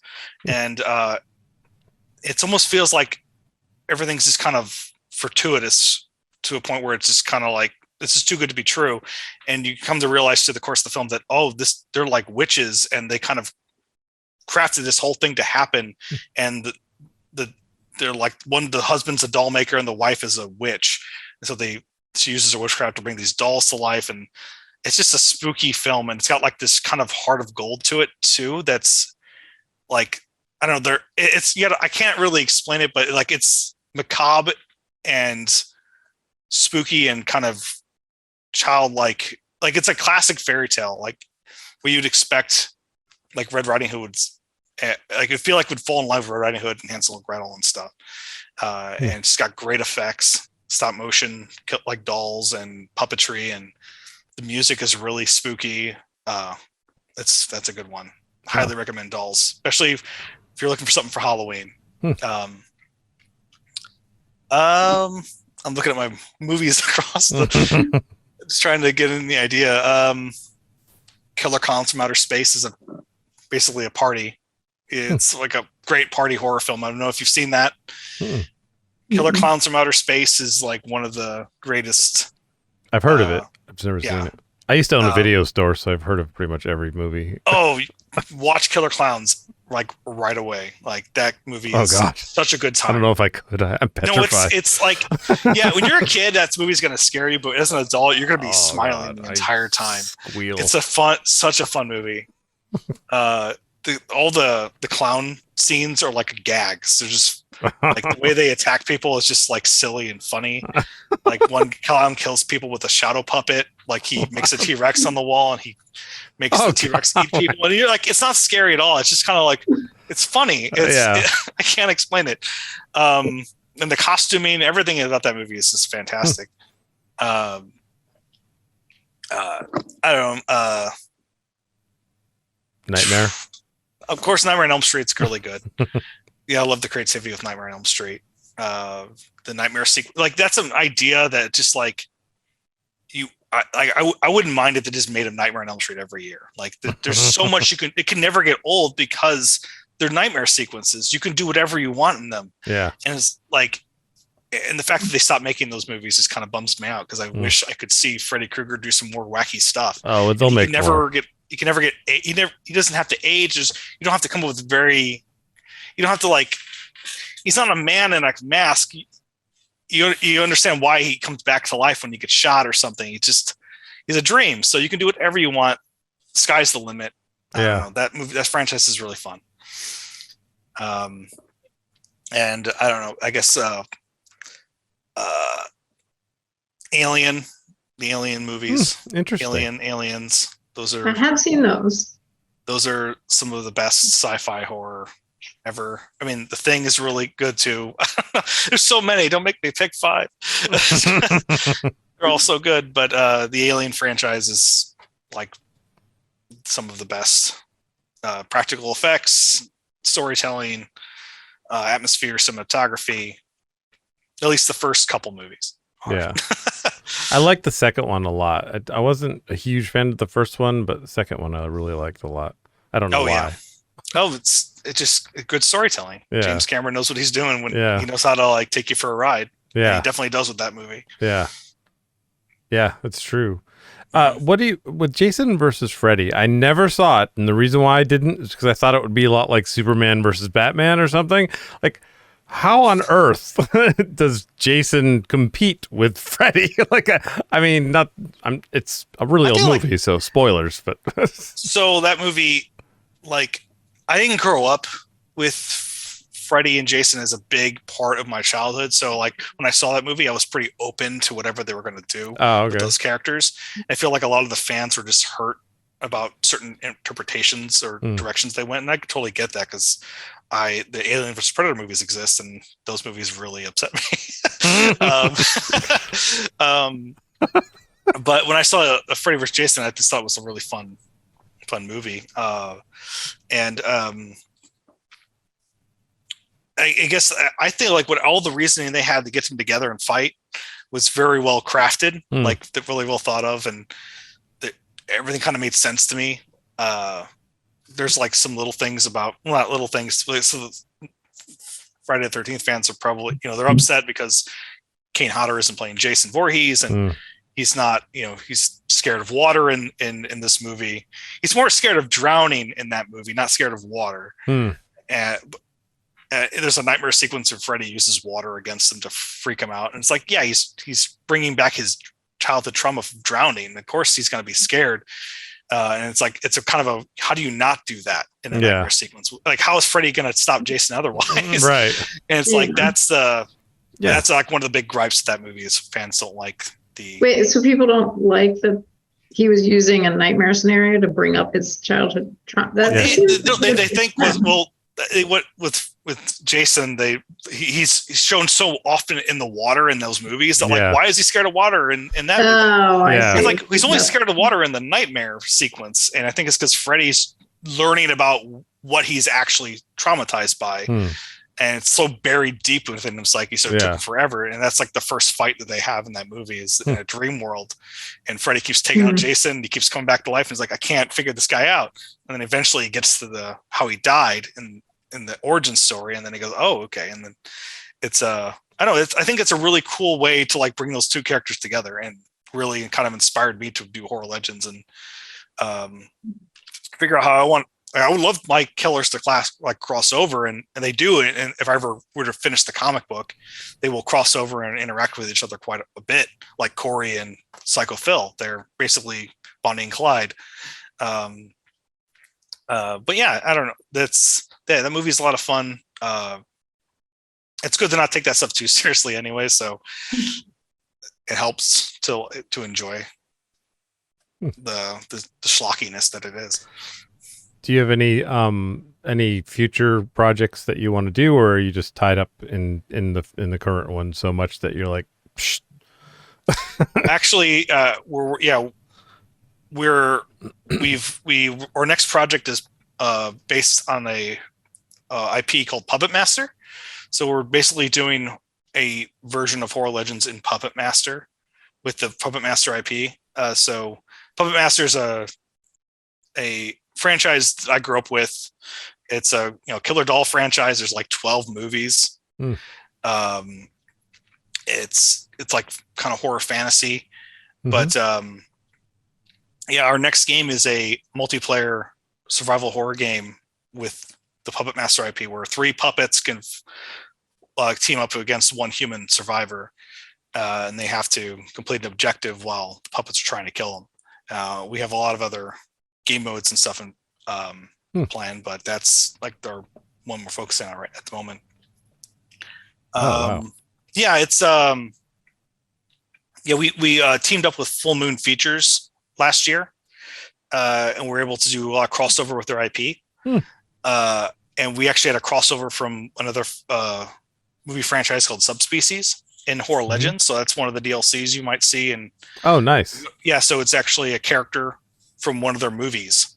It's a vampire franchise. I grew up with Full Moon. They're actually a big part of how they inspired me quite a bit, because they had like these cool you rent their movies and you'd watch them, and at the very end they would have like this behind the scenes featurette, and that was like the first of its kind, really. Like, this is like early 90s and they're doing this on VHS tapes, and you get to see how they did the puppet effects and how they did certain gore and stop motion, and the actors got to talk about how they acted, and the directors would talk about their approaches on certain scenes and stuff. It was really cool, and it like fired me up to do creative stuff. Really, like, people can do that stuff for a living and they can just make what they want. That's crazy. Which, that's, I didn't really get how producers and stuff play into it. I was just thinking some dude just makes everything. Right. But like, that's kind of drove me to like, I want to do that. And so like October Games kind of became that. It's like, I want to make video games of stuff I want to make. And I don't really care whether or not it's popular or not. But you asked me about Puppet Master. I'm all over the place. Or you asked me what my next game was. Yeah. That's fine. It's just like me, pretty much. Our next game is, it's another multiplayer horror game, but this time it's based off a movie IP that's actually got a decent following, and it means a lot to me. It means a lot to the October Games community, and are hoping that really, is something special when it comes out, hopefully later this year. Very probably late this year. We've been working to ourselves to the bone on this thing all year long. It's got a lot in common with Horror Legends, but it's kind of its own thing too. We're building a lot of new features from the ground up. It's focusing a lot more on polish, and really want to do this right. But I don't know. I guess I don't know really what else to go into. Oh, that's fine. I'm excited to. I'm going to actually join your Discord. Oh, because I'm super interested. But we have like 10 minutes left or so. Is there anything you want to plug or anything? So I know what to put for links on the screen when I edit and stuff. Oh, sure. You could follow October Games on Twitter. You can go to octobergames.com. We have a lot of links to all our social media there. Landing, so you can go, there's a link to our Discord. There's a link to our Twitter or Instagram page there. And you can follow us. We have a Facebook account. I also have my own personal Twitter. It's the Drake 200, or it's who is the Drake at the Drake200.com, or not .com. It's a Twitter account. And I have Instagram, which I think is just Instagram/Drake Kaz, so DRAKEKAZ. But follow us on those, and keep tabs on all of our stuff. We also have a Puppet Master the Game Twitter account too. Oh, nice. Which is Twitter, or it's / Puppet Master TG. It's at Puppet Master TG. I'm an old guy. I don't really know what the frick I'm doing with this Twitter stuff. I'm still figuring it out. You're an old guy. I'm not really that old. I feel old because I work too much.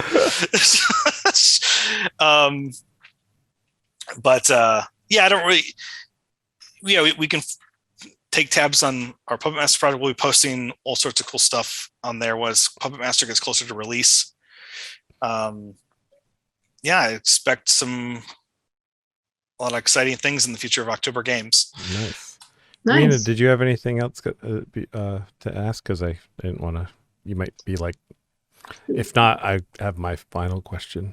Oh yeah, I think we actually got through like really the majority of our. I didn't look at it once. I just had them in my head. Well, I had a ton. This is impressively. This was the one time that he didn't go wildly off sheet because the questions on there were, I guess, things that he actually wanted to ask. Oh yeah, big time. I had a bunch. They just popped into my head as soon as they're like, he's making a horror game. I'm like, I was so excited.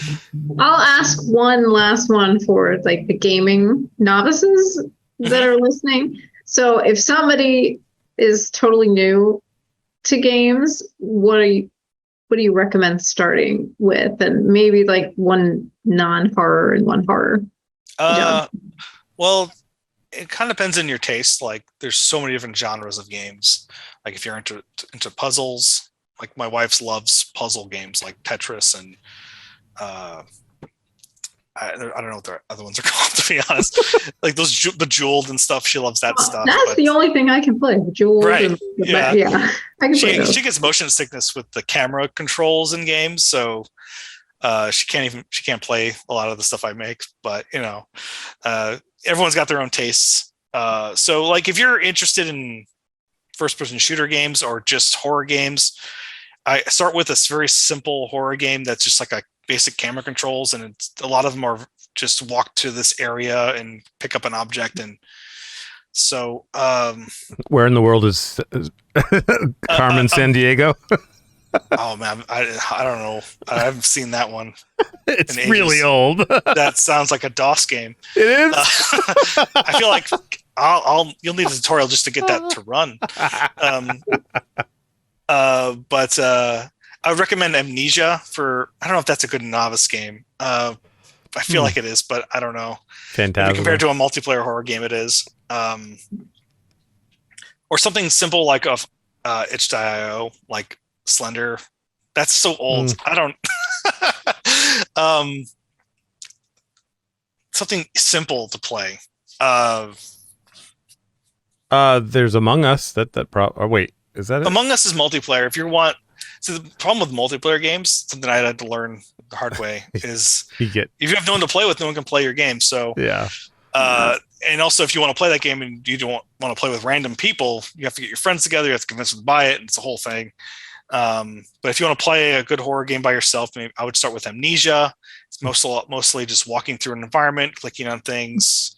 There's some physics stuff you have to figure out, but it gives you the time to figure it out. And it'll give you the skills you need to like play something more intense, like Resident Evil 7. Oh, that game is intense. That game is so good. I'd recommend that game for. That's not for novices. No, the camera angles mess me up actually when I'm playing them. Like I didn't want to go that way. Well, Resident Evil 7 is first person, so it's like a first person shooter. They changed it. Yeah, Resident Evil 7 is so good. It's one of my favorites. Wow. Especially the VR. VR is terrifying.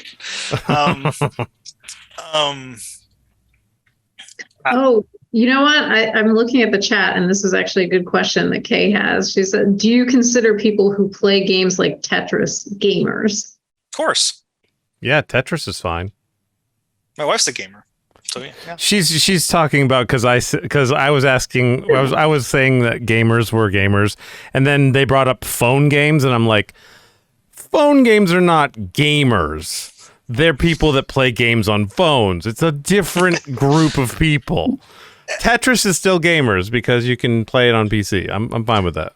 I feel like gamer is like saying you're kind of like movies are movies. Gamers are gamers, but there are different types of movies. Like there's different types of gamers. You're a puzzle gamer. Like I personally prefer multiplayer games. That's my jam. Like I can play a single player game. Doesn't really like keep my attention as long. Like I'll play it one time through and I'll never touch it again. But I'll put like 10 times as many hours into a multiplayer game because I like playing people. I like the social experience, and also just playing with a person is way more interesting than playing with a bot or an AI that doesn't really like gives me the same thing every time.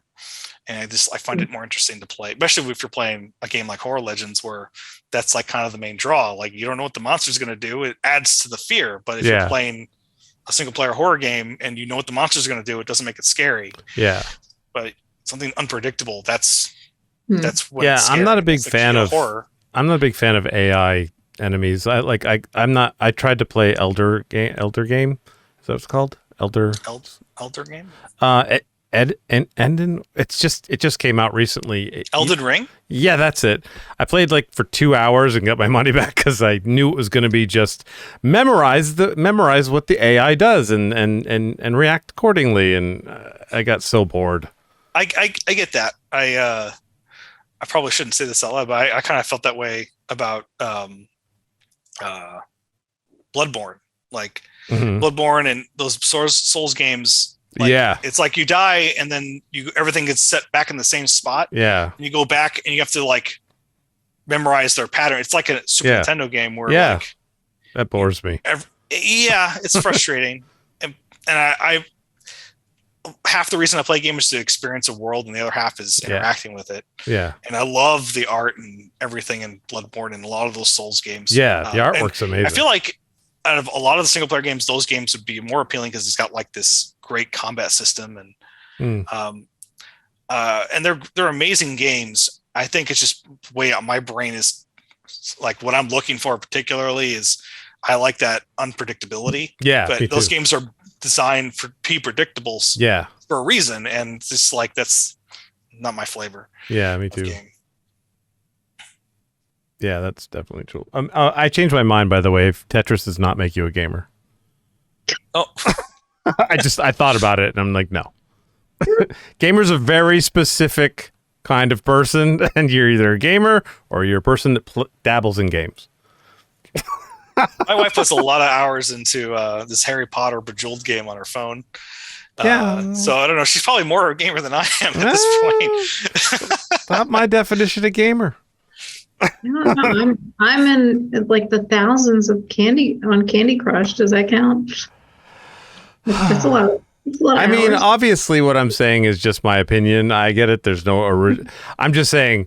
When you talk with gamers, there's a language that's there, and thing. You know, you connect on a lot of levels because of the fact that you're both gamers.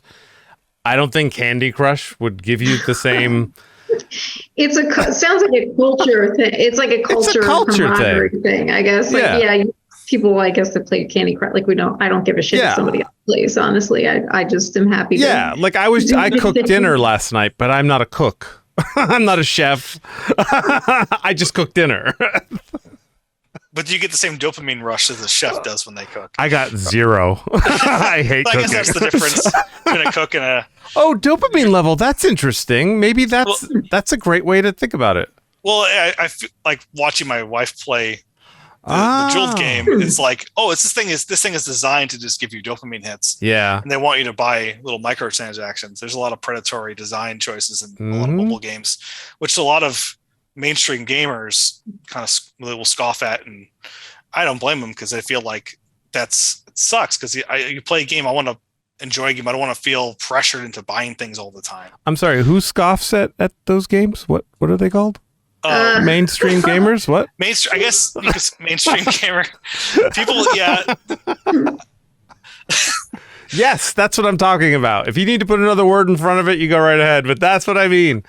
Like when I say mainstream, I guess it's more like the more traditional or old school. I don't know. It needs more language. There needs to be another word created because those are games. They're technically games. If you love those, technically, you can have the same passion for that game that you could for a shooter or whatever. It doesn't.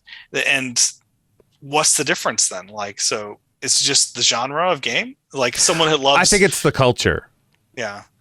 If I like horror films and someone likes romantic comedies, we both love film, right? So film, we're both considered film buffs. So it's kind of interesting. Yes, but then there are the people that just watch movies once in a while. But she doesn't play that game once in a while. She plays it a lot. Oh, yeah. I like the dopamine. That's the thing that's changed my mind the most. Yeah. That's the best argument I've heard. Dopamine shots makes a gamer possibly. That I might be there with you on that. Well, I mean, those mobile games are probably packed. They're designed you may have changed my mind. That philosophy there. You may have changed my mind. I had to alter it a little. So much Bejeweled Blitz. Like back in, I worked at a furniture store, and like every second I'd get on that computer, even though I wasn't supposed to, and I was just bejeweling like. You like solving puzzles. You like, right? Like that's. You like the challenge of quickly figuring something out. So is Wordle? Does Wordle make a gamer? I mean, Wordle. I guess now. I'm not very familiar with Wordle. That's what the you know why? Are. Because you're a gamer. I'm also a little out of touch. No words. I'm mostly kidding. I've been in game development land for so long that sometimes I go on the internet and I don't know what's happening. We have a comment. No Wars says people who only play AAA. That's mainstream gamer. I don't know what AAA. AAA games. Those are like Call of Duty, Assassin's Creed, the games that cost a fortune to make and have over 600 people crunching. Yep. And the two people that said the word that told you what AAA means are gamers. This is what I'm talking about. There's a culture, a language, there's a whole thing. You're looking into what I guess like a gamer is considered a film buff. Like if you watch a lot of movies, are you film buff, or do you really, if you don't know the directors of the movies, but you're watching a lot of movies, does that make you film buff? I think if you look into the behind the scenes more of what goes into it, might be the defining factor there. I don't know. Yeah, this is all subjective. I'm it's just fun. We're trying to find the answer. Yeah, that's right. That's right. Yeah, that's it. Exactly. No gatekeeping. It's just trying to figure it out. Yeah, like I knew someone that, like, when I say I like games, they're like, oh, me too. I used to play Super Nintendo when I was a kid. I'm like, do you play games anymore? No, I don't really like games anymore. If they don't like it, then not. But if you told them if it's Super Mario Brothers, though, they would be right on it again. Now, I don't know. It's a complicated subject. Yeah. It is. I will get to the bottom of it, though.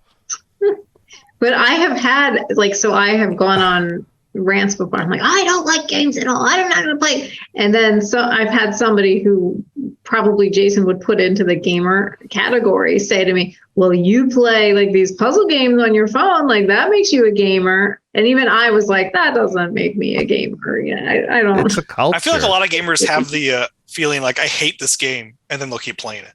Like because games will make you emotionally invested, and then you get frustrated when it doesn't work out your way. And then, but you want to come back and do it again. And that's true. I think that's the big thing with games. Is like you're trying to challenge yourself, and sometimes you don't succeed, and you get frustrated. And sometimes that frustration is very high if the game is designed a certain way.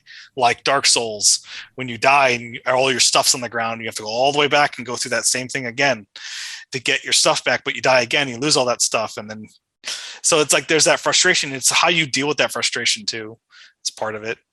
Like, the only way I can relate to that is playing Super Mario Brothers at my grandfather's house when I was a kid. Because again, we're not allowed to have, but grandparents had games. Oh, nice. And I would try, and I was not good at it, but it was like the most I ever learned controls. And every time you get to a certain part and you couldn't do the jump, and he would die, and my grandfather would sit in the chair and be laughing. Oh, there you go! And your grandpa's a gamer. And I would get so mad, and then he'd play again, and you're doing it again and again, and there's that and it's like, why do you keep doing this? I must defeat the game. That's why this game has wronged me, and I must correct it. Right, but then you just learn the pattern, and you know. Yeah, that's the big thing with a lot of those old games. It's not really about skill. It's like learning this pattern that you have to navigate, and that gets tiresome. The patterns. Yeah, cool. All right, well, we're a little over the 2-hour mark. I do have a final question for you. It's a crazy question. It's a hypothetical. So get ready to stretch your mind. Mind is stretched. All right. So in this hypothetical, you're sitting in your chair right now, except you're alone. And through the door, someone comes in and they look exactly like you. They're wearing the same clothes, but everything's a little bit ripped and tattered, and they're a little bit beat up, and maybe even a little bit of a mark on their face because they've been bruised and stuff. And they say, "Come with me right now. I'm from the future." What do you do? First, I ask him, so how did Puppet Master do? And then I go, He says, not that far. Didn't do well? He says, did Puppet Master not do well? Is that why we were injured? Can you work on Puppet Master right now? Are we injured because of Puppet Master? Could you bring your computer from your time and bring it next to me? We can work on it at the same time and get twice as much work done. Just keep looping until I would hire him. I would make him work with me, and we'd get Puppet Master come out faster. You're the first person that's trying to convince the person to stay. Yeah, but I thought this. You know how many? Look, I'm overworked. It's urgent. Yeah. Right? Isn't it urgent? And he has to go with you. Well, I like it. You're hiring yourself. Look, I'm overworked, and I need someone to help me get stuff done. And this guy walks in with the same skill set, the same passion. I'm like, dude, we're gonna work on this. How's You're that gonna work? work on. How's that gonna work? Gesture animations, and I'll do the blade animations, and we'll get this done. We'll get this done twice as fast. What about your personal life, though? What if he's lost his passion, though? It's years later. It's years later. Well, well, you don't know how long. He's wearing the same clothes, so it could be like an hour from now. Well, you're like, I always wear these clothes. Yeah, sometimes you say that the person is older. So. Oh yeah, you're right. Sometimes I do say they're older. I think you might. I don't. Do I? Do I say they're older? Because I always. Sometimes you do, and sometimes you don't. Well, they're from the future, so they have to be older by some margin. Yes, a little older. Yes, yeah. I always think of them as it being ambiguous, not knowing how far in the future. So but maybe I might have said I switch it up a little. But I like your answer. It's pretty unique. No one's ever tried to make the person stay. You just said there's like another version of me. That's immediately what I thought of. Is like, oh, he needs to work on Puppet Master then. Nice. I love it. All right. Well, that's great. I think that's wonderful. Put him to work. That is a unique answer. Yes. I'll have more free time. Awesome. Yeah, but you know, the odd days, I'll take the even days. But one partner, though, that's the thing. That's going to get a little weird. But oh yeah, we'll get to that bridge when we come to it. That's fantastic. All right, awesome. Great. Well, I guess. Yeah, I mean, I'd like to say a few things about Human Happy Hour because we need to do this sometime. We never do this, but please subscribe if you're watching and you're not subscribed yet, and go to our social media, and you can see that in the description. And please follow us there. And if I've just started today, I'm going to start putting full-length interviews onto our Patreon, so you can only watch the unedited. Not yet, but this is the way it's going to be. You can only watch the unedited interviews on Patreon, so feel free to go to Patreon and join. It also supports the channel. And I just want to say thank you very much for being here. And Rena, anything you want to say too? Yeah, and we're on Spotify. Oh, hell yeah. Catch us on Spotify. And yeah, so this was fun. I learned a lot about gaming, and yeah, good luck on all your projects, and we'll have to. Well, I'll maybe try it. Someone might have to walk me through it, and I'll Steam friend you. Yeah, absolutely. I'm happy to show you the ropes. Yeah, we should do that. Thank you for being with us, Drake. Thanks for having me on. It's been a pleasure.